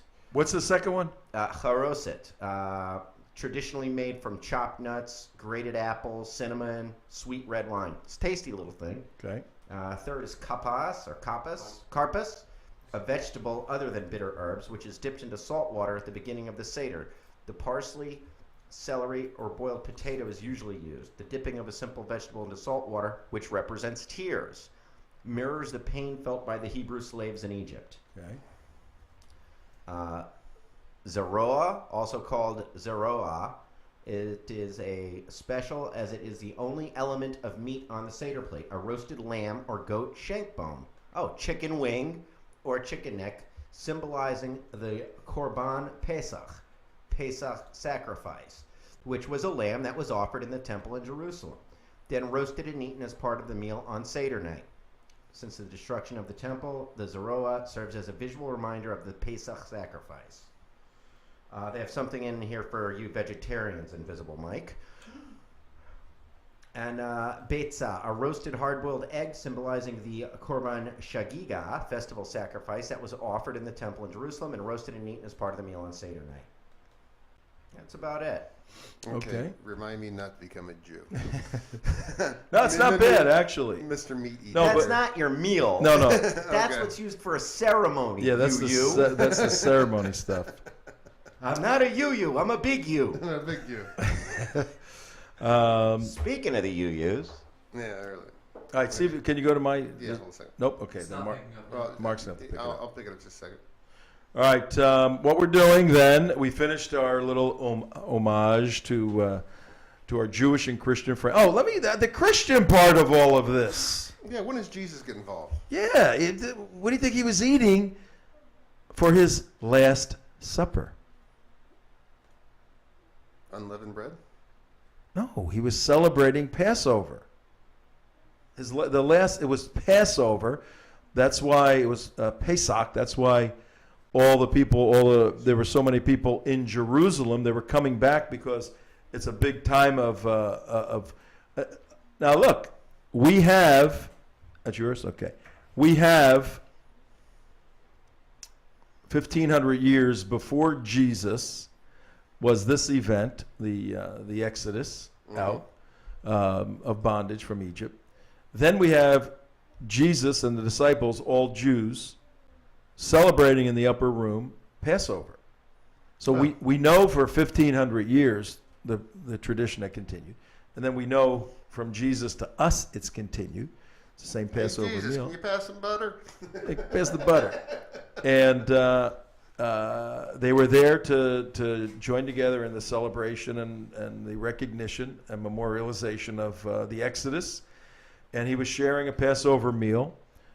It happened to be his last meal. He got arrested the next night, or that night. And I didn't know it was a Passover meal. It was a Passover meal. Oh, okay. And it's become known as it was his last supper, but it was his celebration of the Passover. If you haven't looked, Jesus is a Jew, for those of you who don't know. And a carpenter. Yes. And the Muslims need to know that. Did he make the ark? He built a lot of things. Going on a cruise? I don't know. I just like, trying to figure out this whole Noah thing. All right. Now, from Moses to Noah to Jesus to Pamela Geller. Can't get any smoother than that. I love this she Pamela Geller has been invited to speak at the Great Neck Synagogue on April 14th along with Mr. Buckley. Mr. Buckley had a Marine son not too long ago, killed by our partners for, they're a little loud in there, our partners for against the war on terror, the Afghani National Army, Afghani police, and Mr. Buckley's son was murdered by our peace partner. Mr. Buckley has been invited with Ms. Geller to speak at the Great Neck Synagogue on Islam and on some other issues. And we have seen that this cabal of, this is what we're doing at 43 minutes past 5 o'clock on TrentoVision for the new viewers and listeners. We have seen that a group of Muslims and leftists colluded, conspired. We have their emails, we've published them, to deprive Pamela Geller of her First Amendment right to speak at a synagogue. How stupid is that? And in our initial discovery, initial public investigation, and you can help, go to send all your information. I'm getting information too, some interesting stuff. Tom at TrentoVision.tv. We found that Mr. Habib Ahmed is in the center of this. He's the president-elect of the Islamic Center of Long Island. We've discovered that an Islamic center is much more than a mosque. It's in a very real sense, a cultural training ground to implement a cultural jihad to destroy America from within. We found that some serious leftists, Miss Claire DeRoche, who's the head of the Social Justice Department at the UUC, SR, for Social Justice, Shelter Rock. We found that Shelter Rock is connected to a bunch of jihadi organizations. And, I mean, to lay all this stuff out for you, the more we dug, the more we found. It would really take 2 weeks. And if we had to go to court with all this information, it would take 2 weeks to lay this stuff out. We're just going to hit you with a little more today, a little more tomorrow. What's the next thing that you have that we want to go to? The video. I have a video of one of the Islamic Center of Long Island guest speakers. Now, it's not filmed at the Islamic Center, but it is someone that has absolutely spoken there. And he's a pretty well-known... hit this one right here. Opposer of Israel. Number one. Go to Mark's screen first. He's actually a pretty big fan of Ahmadinejad of Iran, and not a fan of Israel. And if you want to see him speaking at Al-Quds Day, if you want to just tell him what Al-Quds Day is real quick. He was speaking at Al-Quds Day in the United States of America? Absolutely. Yeah, the day to declare that Al-Quds is is Muslim territory. And that the creation of Israel was a tragedy known as the A Nakba. Nakba. And the speaker is right there on the Maury screen. Salakan. Let's show the relationship to the Islamic Center of Long Island. Now, the point here, folks, in this little bit of evidence that we're putting forward, the Islamic Center of Long Island sponsored a jihadi who is a Jew hater as one of their teacher speakers. They have the audacity, being led by a member of the Human Rights Commission at Nassau County, to criticize Pamela Geller and try to keep her from speaking.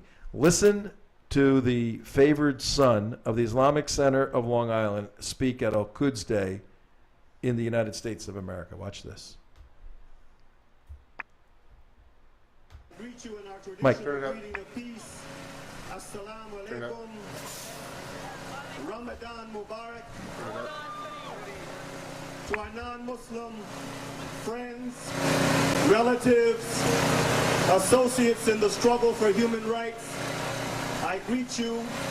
Peace be unto you. That's the generator. I thank you for being here. To those of you who unexpectedly became a part of this mobilization because you just happened to be passing by in Times Square. Let me fast forward that a minute, because it went off of where I had him. What's his name, Mark? Can you read his name up there? His name is Maury Salakan. Maury Salakan. A black Muslim, obviously. Sallakhan. Maury Salakan. Resolution after resolution going all the way back to 1948. Talking about Israel. One of these resolutions has been enforced. And this is the reason why we have genocide taking place today in occupied Palestine. This is the reason why we have ethnic cleansing taking place today in occupied Palestine. This guy is great. This is why we not only have international laws being violated, but even American laws. Hold it. Mike. All right. This is really amazing. I hadn't seen this video yet. This guy, now, the dates don't matter. What date was this? This is Al-Quds Day in the year 11.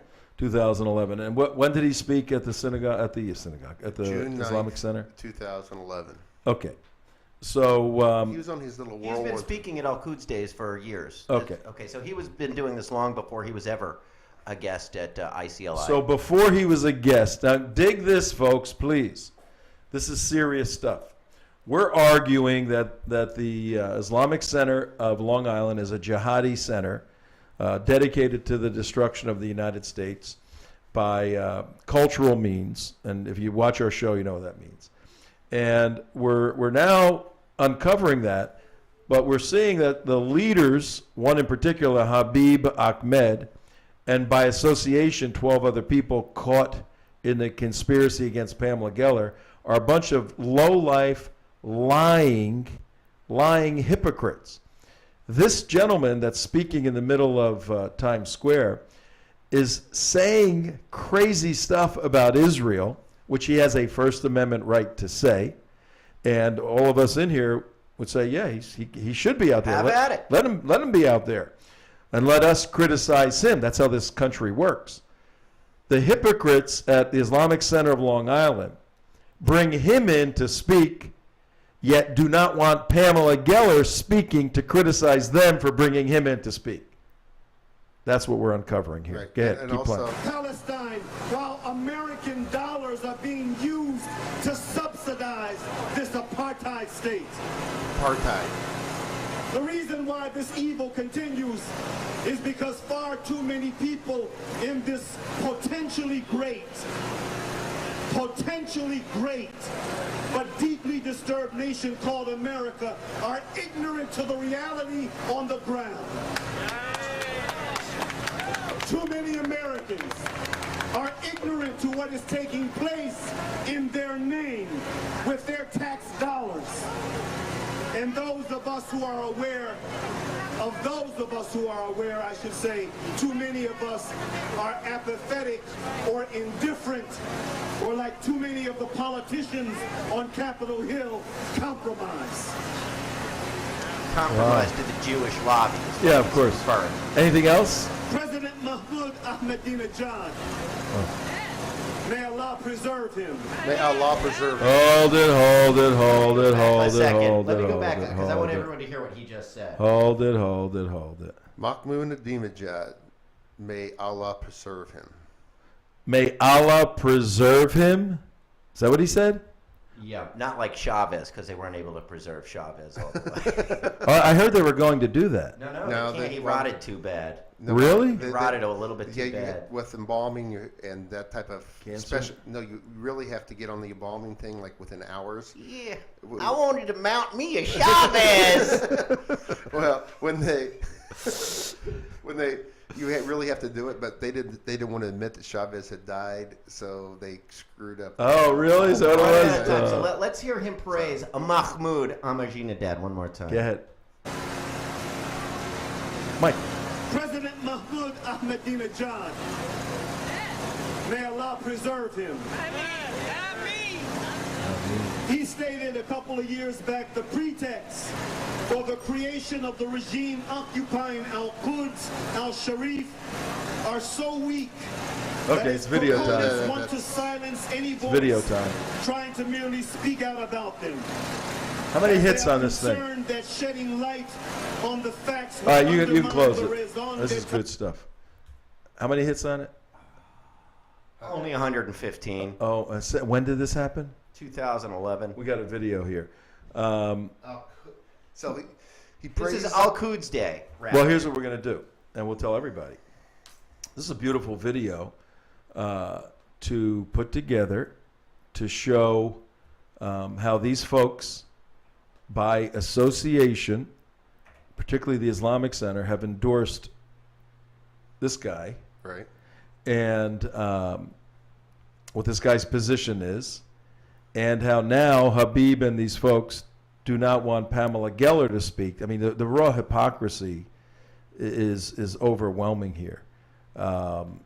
We've got to say, how could you have a guy like this in your Islamic Center, and then how could you logically, without looking like the biggest idiots in the world, say someone who's criticizing people like him aren't allowed to speak? How do you do that? How does that happen? Where have you not sacrificed all your intellectual credibility, your moral credibility, exactly, and just the fact that you're idiots? Where does this come from? This is good. Yep. This is good. And also, only 100 people have seen that. Nobody's seen that thing. And also, the regime. This guy represents. What's his name again? I'm having a Mari Salakhan. Mari Salakhan. He's obviously a black American who converted. He may be a black Muslim. I'm guessing at this thing because the way it looks like it's written here on the screen. Pull up my screen, Mike. What does that say? The Peace Through Justice Foundation. The Peace Through Justice. Yeah, that's Maury. That's his organization, right? Another social justice foundation. Yep. You see how that keeps popping up everywhere we go? There's a high-ranking national politician in this country that digs that term also. He lives on 1600 Pennsylvania, something or other. All right, well, anyway, this has been very interesting today for us, folks. We're discovering stuff even as we go through this exercise, but we see a little video coming out of here that can challenge the Islamic Center of Long Island intellectually, morally, philosophically, and kind of stop them in their tracks. I think they're a little stopped in their tracks. But we thank you for joining with us today, TrentoVision and all the guys here. We say hello, give our best to CJ. We miss you. We miss you, CJ. We'll be back tomorrow. We'll continue with some of this, and we got a whole host of other items for you. National security, and we will make jihad fun in one way or another. Some very serious stuff. Thanks. See you tomorrow. No, this guy is a problem for sure. Fade to black.